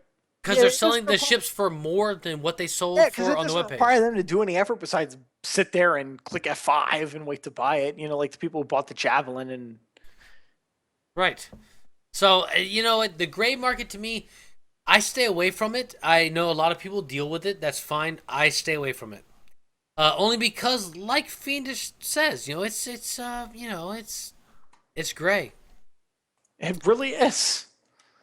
Molly A. Butter asks, do you guys like Jack Daniel's honey? How about Fireball? Ooh, I will give an opinion. I'm not a whiskey fan. Well, I've tried Jack Daniel's honey, and it was I'm not a liquor fan at all, like at all. Jack Daniel's honey was actually good, and Fireball I fucking love. Really? Yeah, to the point where I black out drunk and I end up waking up naked and my wife going like this. That sounds like tequila. Now, is Fireball the cinnamon stuff? Yes, it tastes just like a Fireball candy. Just. Not kinda, Fiendish. It tastes just like a Fireball candy. That sounds dangerous. It's extremely No, Fiendish, let me go ahead and give you from experience. It's fucking dangerous. It is the best taking. I love Fireball candies. It tastes just like a Fireball candy, and that's why I wake up naked and my wife shaking her head, going, "You fucker, you mother effer." Fireball is not a good thing. God, I'm so glad I got a good wife because I'd have been left like 7 times over. Oh, that's glorious. No, I'm just playing. But you know, yeah, Fireball is fan-freaking-tastic, dude. I might have to pick some up. You should. Help I'm on Fire asks, will you animate INN stories? Ooh. It has been talked. Ooh. It really has been talked about. Like the thing is, we were already talking about breaking up bulkheads into doing the main episodes and the shorts, like the airlocks short, where we do the main episodes, which are 4 to 6 minutes long, and the shorts, which would be about a minute long. The problem is the production time. Right. If I were to develop devote time to doing a short, that would take just as much, if not more time than doing an episode of Bulkheads, because it would require completely custom everything. So if we did an INN story, which don't get me wrong, some of the INN fan fiction lore stories have been really phenomenal, and would be a lot of fun to do, it would take so much time away from Bulkheads. I'd be concerned that it would really halt production. So for the time being, no, I can say without a doubt we don't have anything planned where we're doing an INN short, but it has not been totally ruled out for down the road. Right on. Cool deal. Can I give you my my quick interjection? Of course. Oh damn. Sorry, wrong interjection. What I would love to see is a machinima or an anime of the Sori Lorax of storyline. You might have to link me that so I can look it up. She is that's a CIG storyline. She's the courier. She's a courier for like in fiction FedEx, I guess. I believe it's Sori Lorax, and I have latched on to that storyline. And when they released the second part of that, dude, I read it like 6 times. For some reason, I am so latched on to Sori Lorax. I think it's Sori Lorax. Chat, this is the best, Fiendish. This is what's best. Chat, will you please let me know if that is Sori Lorax? I can't remember exactly now because I'm about 3 sheets to the wind. But that's what this show's about. And by the way, FiendishFeather, cheers to you, friend. Ting! I'm toasting you Ting. from far away. My 6th empty glass or something. Yeah. My wife. Here's what's funny. My wife came by and she looked at me and she gave me the eyebrow raise because I have a. Oh, let me show you guys. I have an ice bucket by my desk, and it is a Star Wars ice bucket. It's actually a popcorn bucket, but I put my first initial beers in it. Now, I bought a 6-pack and a single beer. She thought I put all my beers in it. And she's like, oh my God, I can't believe you drank all your beers already. Because I'm a lightweight, bro. I'm like a serious lightweight. So I can get off on like 4 beers. Okay. But I told her, when I went to do my bio break, and I told her, she's like, I can't believe you drink all your beers. I'm like, no. I only put 4 beers in there. We're good. but I went to the fridge and got another sweet stout, by the way. Ding. Ooh. So I don't care. It's a 2000 giveaway, and so the Sori Lorax, it's Sori's story. Yeah, it was awesome. I'm pretty sure that was her name. But anyway, Fiendish, for real. If I could get a machinima or an anime or an animated whatever conversion of Sori, that would be awesome because I always play my single player character for multiplayers. Like say, I have my GHG character. And I play all my, PTUs and all with GHG. No big deal. But I have a single player character, and I'm not going to give her a name, but it's the same name I've used in all my MMOs where I want to play and not be bothered. And I don't want to sound rude because I love everyone I play with, but some days I'll get home from work and I'm pissed. Or something shitty happened, just in general, and I just want to play. I don't want to talk. I don't want to chat. I don't want to fuck with anybody. I want to play, and I just want to be like that loner. I have a female character that I do that with because with me being a male character in real life, my GHG is my real life character, but my Sori Lorax, quote unquote, is my solo player. And as the very first story I read on the CIG webpage for Sori, I was hooked. And I was like, oh my God, that is my solo character. And it just tripped me out. Well, I can agree with that because there are some games, particularly when a game comes out, I will set time aside. When Squadron 42 comes out, I'm going to set Steam to hide. I'm going to set Skype to offline. I'm going to either sign out or mute Discord. I'm going to open up Star Citizen and I'm going to play Squadron 42. And I don't want any interruptions. I'm going to put headphones on. I'm going to be completely immersed in the game. And that's going to be it. Right. there are times where even now I'll load up Mass Effect 2, Mass Effect 3, where I'll play Mass Effect through, and I'll play as either a male or female character, and the female character seems a little bit stronger, in my opinion. Yes. But I'll play as the female Shepard, and I don't want to be online. I'll hide my online status on Xbox Live because I want to play the game and I want to be immersed in the game. And that's it. I don't want to chat, like you said, I don't want to chat with anybody. I don't want to talk to anybody. I want to play the game and be in that world. Right. Absolutely. And that's how it should be. And someone asked in chat, how does Miss GHG feel about that? Miss GHG is fine with that. She knows. Matter of fact, my WoW characters. I don't know if you know this, Fiendish. Probably not. I was a horrible WoW head. I almost ruined my marriage with World of Warcraft. But all my characters, like especially my tanking characters, the characters that are like badasses, all females. I love playing female heroines for some reason. And I don't know if it's because I'm a guy and I think it's cool. Like, you know what my favorite thing was to whoop someone's ass in PvP with a chick. And back in the day in WoW, any WoW heads in chat would remember, there was a time when you could play this is before the new fucking talent trees and all that. You could play a prot/ret paladin. That's half protection, half retribution, and it was the nastiest character you could play. And I would play Warsong Gulch. You had to grab a flag. It was capture the flag, basically. You could just carry it back over to your side. I had a tune that I had built up to the point where you could not kill her. Period. Her name was Delphina. And anybody that's ever went against Delphina in World of Warcraft, you'll know. You could not kill her, and you could not survive if I decided that I got tired of you hitting me, and I'm like, all right, you know what, this guy's getting annoying. And I went back, you could not kill me, and you could not withstand my attack.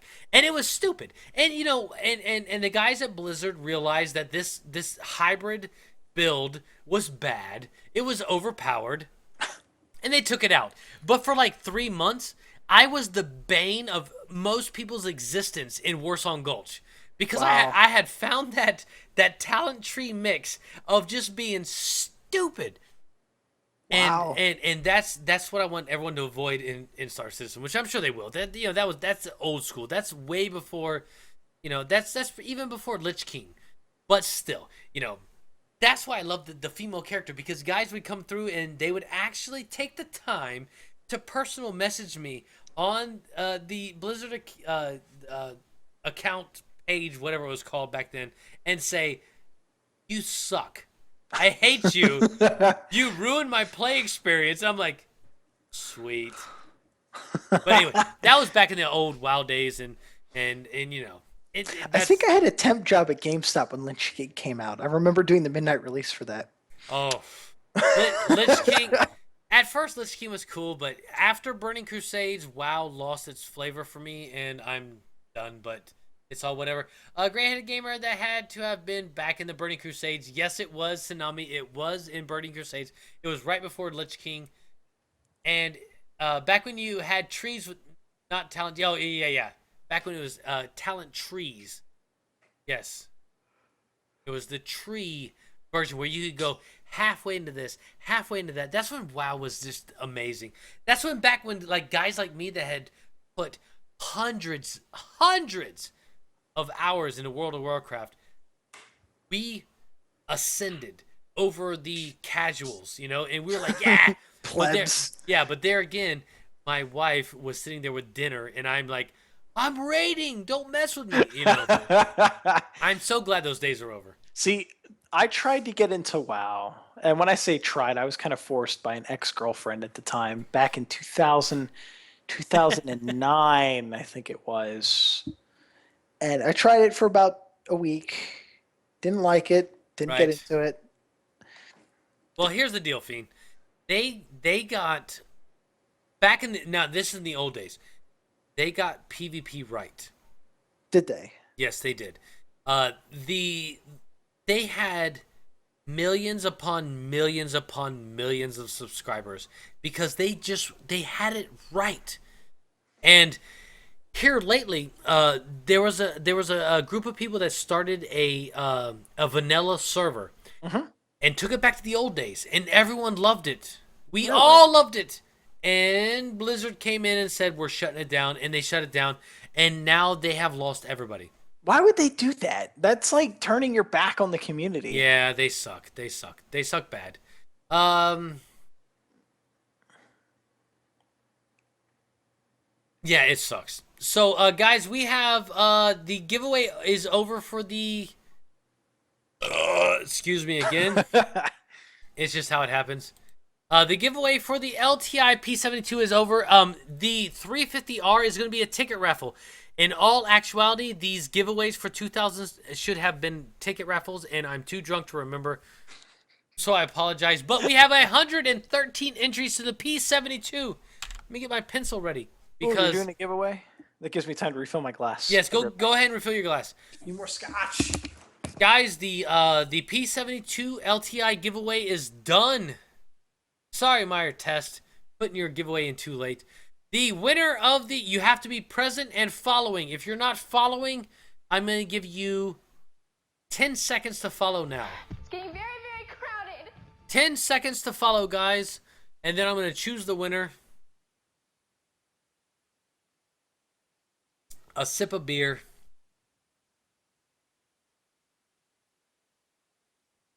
Diablos has messaged me.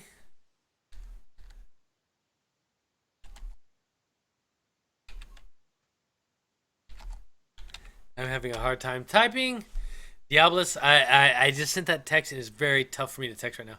Or type. All right, so guys, 113 entries into the winner, into the giveaway. The 113 entries into the winner. What the fuck am I even talking about? The winner of the P72 LTI giveaway is Sergeant Lefty. You have 60 seconds, Sergeant Lefty, to put something into chat and let me know you're here, and you will have. Oh, he's fast. I saw him do it. Oh, it He's hasn't very even popped up on my screen yet. I see a bunch of. There he is. There he is, Sergeant Lefty.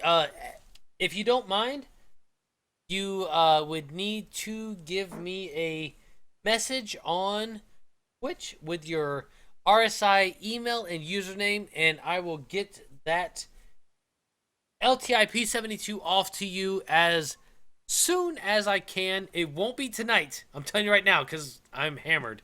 You might send it to the wrong guy. He says, so rigged. Right, so Sergeant Lefty, congratulations for the win on the P72. The next one is going to be a ticket raffle, guys. Ticket raffle. Diablos, I am sorry. I know we were supposed to do this while we were playing, but unfortunately, we are not. We still have Fiendish Feather on, so we can't play because Fiendish Feather's on. What were you guys supposed to play? Diablos, let me know if it's okay if we give it away now while we're not playing. If not, we'll do it later. You let me know, Diablos, in Discord. Let me know in Discord. Sorry, Diablos. I apologize. Oh, he's a bastard. Fuck him. No one likes him. Oh! Oh, Diablos, let me know. Do you want to wait on the giveaway or not? And we will if not. I think he said it's okay. Go ahead. All right, so we're going to do a ticket raffle, guys. The tickets are going to cost 50 chits. I want you to understand that this is a follower giveaway. It's for people that's followed a lot. So the maximum tickets are going to be 100 tickets, and the tickets are going to cost 50 chits a piece. No, they're not. That's too much. We're going to do 10. We're going to do 10. That's too much. All right, so raffle item is a anniversary. I don't know if I'm spelling shit right. 350R. Close enough. Yeah, close enough. Fuck it. Anniversary 350R, guys. We're going to run it for, what time is it now? 1:22 a.m. It is 1:22 a.m. Holy crap, it's Jesus 1:22 a.m. crap. What are we doing, Fiendish? And All right. I'm really glad we started at 10 Uh, instead of midnight. Yeah, let's end it at 1:45. So 23 minutes. We're gonna run this for 23 minutes, guys, and then we're gonna end the stream. Then it is an anniversary 350R racing ship. We're gonna start it now. Starting the timer now. It's exclamation point tickets space and the amount of tickets you want to spend. The way to buy tickets is with chits. Chits are the streamer currency. Exclamation point chits in chat will tell you how much currency you have, and you can get in it that way. And the more chits you wager, the more chits you have missing, and the more chance you have of winning. I don't even know the fuck I'm saying anymore. FiendishFeather. What the hell? They know the Yeah, deal. just It's get fine. just fucking enter. I don't even know anymore. Jesus Christ, man. Usually my shit don't last this long. So let's go back to the questions because that's what we care about. What are we I think we're on line 59. 59. Zim asks, I keep seeing new articles with every... We skipped 58. Did we? Oh, FiendishFeather. Does Miss FiendishFeather play Star Citizen? If so, what's her favorite ship? No, the current iteration of the game makes her extremely motion sick, but the final iteration of the game probably won't because they'll have everything resolved, and she'll probably be a crew member on the Idris. So the Idris will be her favorite ship. There you go. All right, Blexy10 asks, any predictions for 2.5? You go ahead. I'm going to tweet. Hopefully Nyx. Ugh. I would love to see Nyx. I would love to see another landing zone. Even if we can't jump to it, just being able to load into a second one, even if all we can do is walk around it, I would love to see Nyx because it is a completely different take on their, not just their art style, but they got the art style, the lighting style, the scenery style, everything. I would love to see Nyx in 2.5 because it is it's a complete 180 from what we have seen from ArcCorp. I cannot disagree, but I don't think it's going to be there. Unfortunately, it'll be there either. So I'm hoping 2.5 will be just. See, the thing is, I don't know what would 2.5 bring besides Nyx. What would it bring? The pirate the pirate base. I think it's going to be the pirate base, and that's it. As long as they make it nice and run down, I'm cool with that. Yeah, I think that's what's going to be. Unfortunately, I don't think we're going to get. You know what? We all know that Nyx is close. Yes, it has entered final lighting stages per the monthly report. Yes, but the problem is it's in another system. It's not in Crusader, so I think we're gonna get the pirate base and some new clothes, some new fixes and stuff. But that's fair. Yeah, I'd love to see Nyx. Maybe flyable. What's that MISC starter ship? The Reliant. Probably flyable. Oh yeah, yep. Wouldn't be surprised to see the Reliant flyable. Yes. They need to add the Idris. Yeah. Oh! But you know what? I don't think the Idris is going to make its debut until... I don't want to talk about that. I think it's a question down the list. I don't want to talk about it. Yeah, I think it's going to make a debut with the Squadron 42 deal. Shit Eater asks... Wow. Can you give away a copy of the awesome game Line of Defense? Yes, I could. But unfortunately, I have too much crap on my keyboard because when you download Line of Defense, it automatically downloads manure onto your keyboard. Wow. Remind me not to download that game. Digital manure. Cool. KGB asks, TJ, have you ever thought of continuing the storyline from Pieces of 8? Oh, good freaking question. Thank you for remembering my name from my Reddit posts that I put my name in. Secondly, yes, to answer the question, probably. Because Pieces of 8, I don't know if people have been able to put the pieces together. Pieces of 8 was a follow-up to Making Ends Meet. Or Making Ends Meet was a follow-up to Pieces of 8, kind of. Where the guy stumbles upon... No, wait, I'm thinking of it backward. Backwards. Swap it. Pieces of 8 was a follow-up to Making Ends Meet. Yes. Making Ends Meet, the pirate finds the treasure chest, the The Pulp Fiction treasure chest. Pulp Fiction, yes. And then he gets taken out by the crew, or he's found dead by the crew of the Constellation in Pieces of Eight. The pirates steal in Pieces of Eight. Those pirates, or what's left of said pirates, may not make an appearance in Bulkheads. Nice. I can't guarantee it because that's something I have to discuss with the writers, but it is something I would like to continue. I would love to continue the trend of the Pulp Fiction box. However, I need to follow it up with a caveat. If the Bulkhead's crew comes in contact with that box, bad things will have to happen to them. So Like Pulp Fiction. I'm not quite sure how to make that happen. We're going to work on it at some point. Right on. Zimo, no, your question was not skipped. I don't think you're paying attention. What was his question? He's had a couple. Oh, the very old videos with the overlays. Yes. Yes, I think that they should put overlays on. That's something Elite Dangerous did, and it's something they do with their betas that I think Star Citizen should do. I think they should have an overlay in one of the corners. I think it would be very useful for people who stream old versions or submit bug reports for old versions. Instead of me putting an overlay on saying, hey, I'm playing version blah, blah, blah, blah, blah, blah, blah. I think that's something the game should just do. I agree with you. We did skip that. We did. We accidentally skipped that. Oh, shit. Sorry, Zim. Yeah, I suck.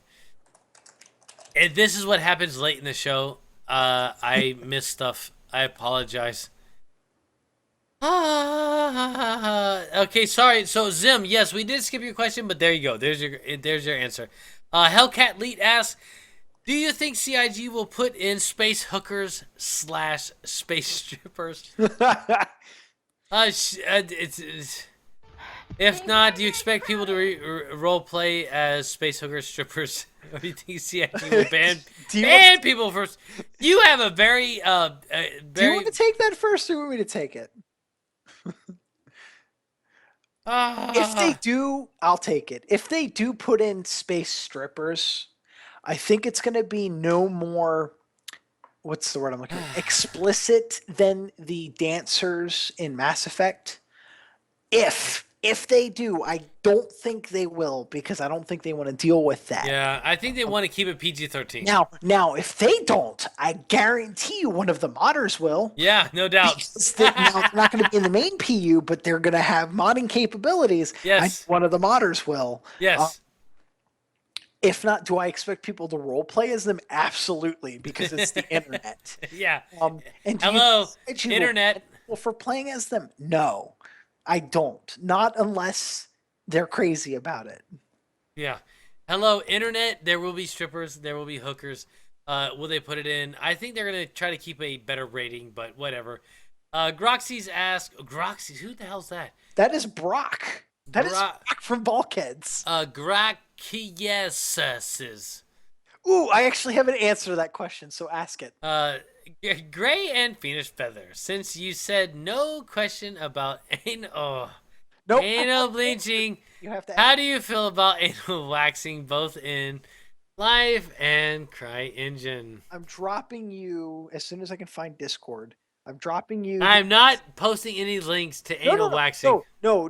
Trust me. Oh, I said that to the wrong person. Roxy's, what the hell is wrong with you? Here. There's the answer to that question, and I think you'll approve.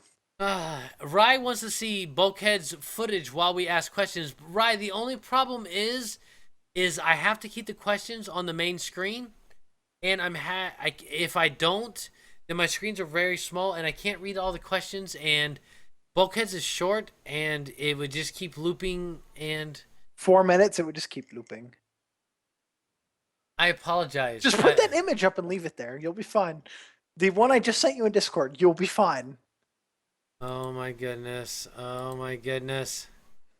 I promise you'll be fine. There you go, buddy. And Groxies will love it because it's Kane's character model. There you go, Groxies. There's your butt. Bots. Get some of that. Bots. Butts. Your butt is on screen now. Ay. Hey, it is what it is. It is what it is. 13 minutes left on the giveaway, guys. Exclamation point tickets space. How many tickets you want to use for the drawing? Anniversary 350 are from Diabolus, the guy who stole the Buccaneer earlier. Next question is from Sin Drunky. You can skip that question. Purdy porthole. Oh my God, there's Sin. Really? All right. KGB asks, "Do you like Irish whiskey?" Let me answer first. Go for it. It is one of my least favorite. You said you don't like liquor, so it's your least favorite of liquors you don't like. Yes, and that shit's harsh, man. And I'm Irish. I'm Irish at heart, and that shit kills me. That's sad. I know it. Maybe a little sad. I mean, maybe it's not totally sad because you live in the United States where some of the Irish whiskey we get isn't Irish, really. But also, I am a total stout fan, though, so my stout tolerance is high. I can do imperial stouts. I can do rice stouts. I can do any stout ever. But fuck, Irish whiskey kills me. My wife is actually likes Irish whiskey. I'm not. I mean, I like Scotch, so Irish whiskey isn't that different. But she likes Irish whiskey. Cool deal. Sir Wempton a lot asks, people are probably asking you this a lot, Gray, but what e-cig and tank are you using, and what do you think of vaping being legal in France in January 2017? All right, so That's a good question. I wanted to ask you that question for a while. all right, so I am I'm using two tonight. I'm using first an IPv4 dual battery IPv4 with a Trollhead dripper for a mixture of juices because I can reload it as I go. Ooh, what flavors? And right now I have a chocolate mint, which is spectacular. And then I have an RX 200 triple battery. If you guys don't know, it holds three 18650s, I think they're called. Wow. It is because I work a lot of 12-hour shifts at my job. And the tank I'm using on this one is a Triton. The Triton is just a beautifully reliable tank. I'm not going to say it's the best, but it's the best for me. Do I think vaping... let's just talk about vaping just for 30 seconds. Vaping is better than smoking cigarettes, but it's not as safe as not smoking. If you want to be safe, quit smoking. I myself have been smoking for 30 plus years, and I can't just quit. So I went to this. I'm running a very low nicotine value to my juice. So I actually have very little nicotine. It's mostly for flavor. The main problem with smoking cigarettes and cigars is the tar. Yep. And the actual burning of tobacco and you sucking in the burning of tobacco, it puts a lot of crap in your lungs. Yep. With vapor, it uses VG and PG. VG is vegetable glycerin and PG is propylene glycol. And they're both FDA approved food additives, and they are less, listen to me, they are less harmful. Not saying harmless. He said less they harmful. are less harmful than smoking a cigarette. They are, and now I'm gonna go ahead and go on a limb and say they are much less harmful than smoking a cigarette. Is it harmless? No. Harmless is not smoking and moving to a desert island that doesn't have any civilization with any industry whatsoever. The air you breathe right now is toxic because we suck as humans. We're destroying our earth with industrial fucking bullshit. That's neither here nor there. But what this does is it reduces the tar and crap from cigarettes. If you want to be healthy, don't smoke anything. I can agree with you. It's vaping helped me quit. I was at my peak when I was in the Navy. At my peak, I was smoking 2 packs a day. 2 packs. Damn. When I was working 12-hour shifts, it was on the hour, every hour, 2 to 3 cigarettes. Chain smoking, one, back inside. On the hour, every hour. Right. Then I moved to vaping. There was a brand of e-cigarette developed and manufactured in Hawaii. It was called Volcano that I bought into, and it helped me move away from actual cigarettes. That transition took about 6 to 8 months, moving from the cigarettes to the e-cigs. and then I was on the e-cigs for a couple of years, and then I moved from e-cigs to not smoking, and now I don't smoke at all. Congratulations. Thank you. But now, granted, I was only smoking for a couple of years. You said 30 years, so your transition is going to be quite a Yeah. bit longer. Switching to an e-cig and vaping, as people call it, ugh, I hate that word, Yeah. helped me quit. And I have to give e-cigs a huge thumbs up for that. Yes. Now, and that's the deal.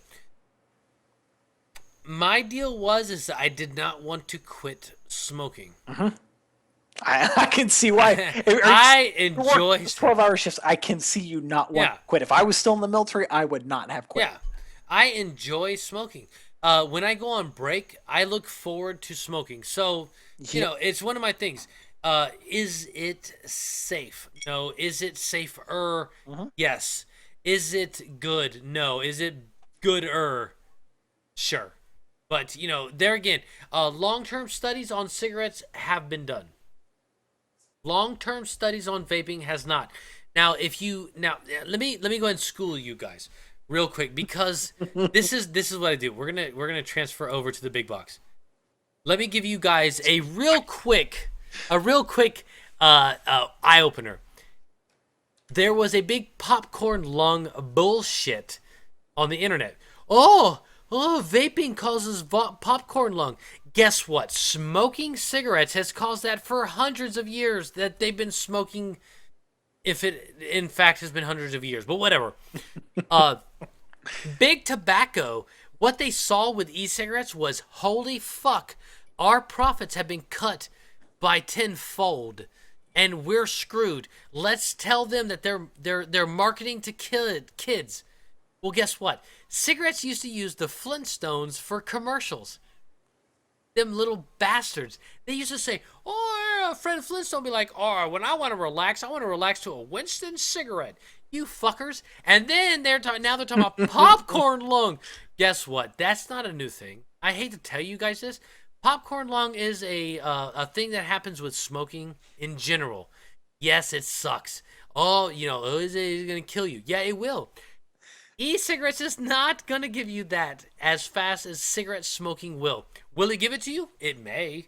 We don't have the long-term studies yet to know that for a fact. I'm not going to say, please stop smoking cigarettes and smoke e-cigarettes. If you want to give it a try, give it a try. It's great. I love e-cigarettes. You know what, Fiendish, you know what's great about it? What's great about it? My house, my house doesn't smell like fucking asshole. My car doesn't smell like asshole. That's one thing too. When I met my wife when she was in the Air Force and I was in the Navy. I was still smoking a pack a day. She's allergic to cigarette smoke.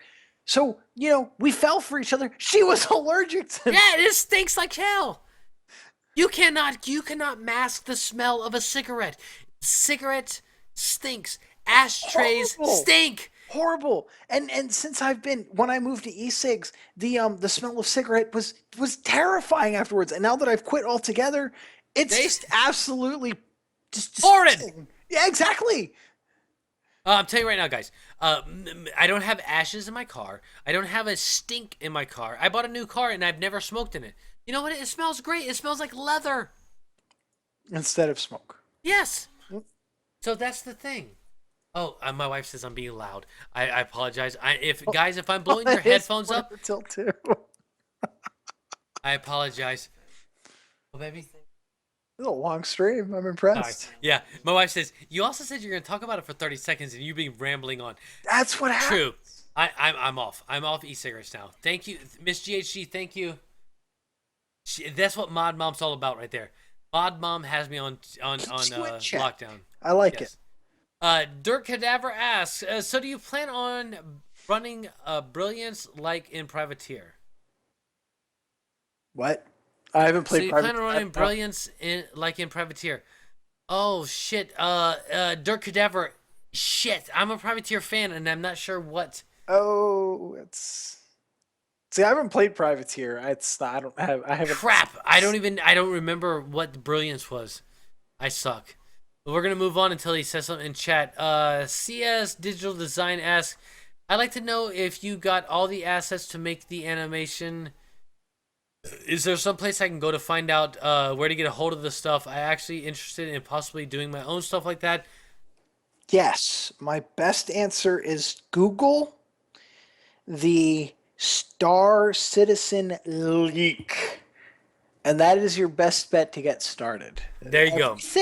Everything that I use. Now granted I use a couple of builds.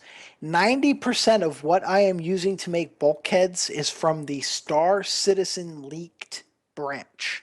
Right. It is still an active torrent. If you find the torrent, there are still a couple of seeders out there, myself included, because I got it. I figured I'd share it back. If you want the leaked build, you can still get it.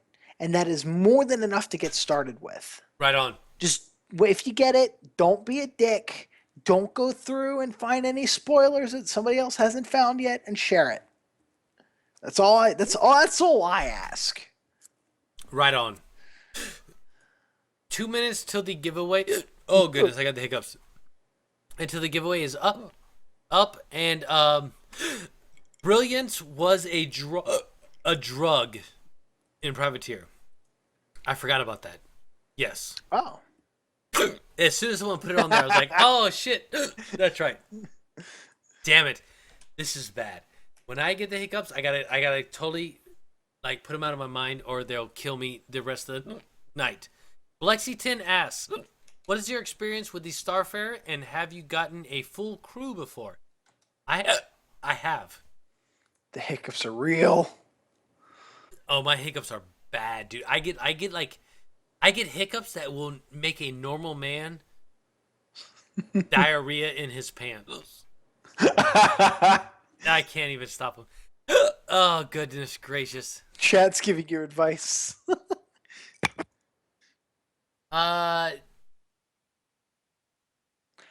alt backspace to respond. My maximum crew in a Starfarer has been 2. Me and my friend. Or maybe 3 if we're trying to do, hey, let's see if we can dock said ship with the Starfarer. That's one person watching, one person standing in the Starfarer to make sure the directions are right, and one person flying said ship. That's the maximum amount of crew I've had in a Starfarer playing the game. Ah, that sucks. You gotta have all the turrets. Turrets. Man. Oh, God. The hiccups are gonna kill me. 45 seconds left on the giveaway, guys. We are about to wrap this show up because now I've got the fucking hiccups. Ooh. Just on the account of hiccups. It's gonna happen. Fastcart asks, what would you both... Oh, damn you fucking hiccups. What question are we on now? What would you both... Would you both pay for a license that enables you to easily port CIG assets into CryEngine 5? Would I? No. Because No, I not can pay. do with what I have right now, but I have to pay for what I have right now. So maybe some of the, I would maybe like to take some advantages of CryEngine 5 if I could have all of the capabilities I have right now. Otherwise, no, I'd rather just CryEngine 3 on Steam become free, so I don't have to deal with paying every month and then continue rendering. Yes. Damn it. Yeah, no paying. Extremely relevant right now because I can barely read the text on my screen. Me neither. M-Keeper, we got... Oh, wait. The giveaway is over. Do the giveaway. Well, let's do the giveaway. Questions and then close up the stream. All right, guys. The giveaway for the Anniversary 350R is sponsored by Diabolus. You have to be in chat, and you have to be following, and you have to have the hiccups. No, I'm just joking. You ain't got to have the hiccups. Only I have to have the hiccups. The winner is Zal Simon. Give us a little what's up in chat or something, and we will put you as the winner. Shit the damn hiccups. I hate hiccups, dude. So bad. I blame you. Zal Simon, are you here? Give us something in chat for the giveaway. You have 60 seconds. Do it. There we go. Wow. Wow. It's getting very, very crowded. Awesome. Zal Simon, if you will please message me on Twitch with your RSI username and your email address for RSI. Pardon the hiccups. And we will get your 350R anniversary. Oh God, this is gonna kill me. So bad.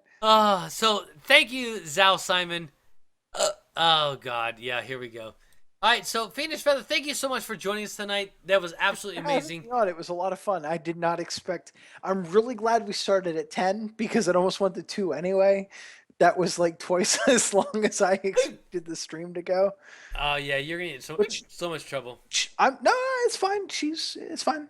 She understands. She really does understand. Awesome. I'm flabbergasted. Had me on here for 4 hours and that people it's beautiful, man. watch for 4 hours. That's beautiful.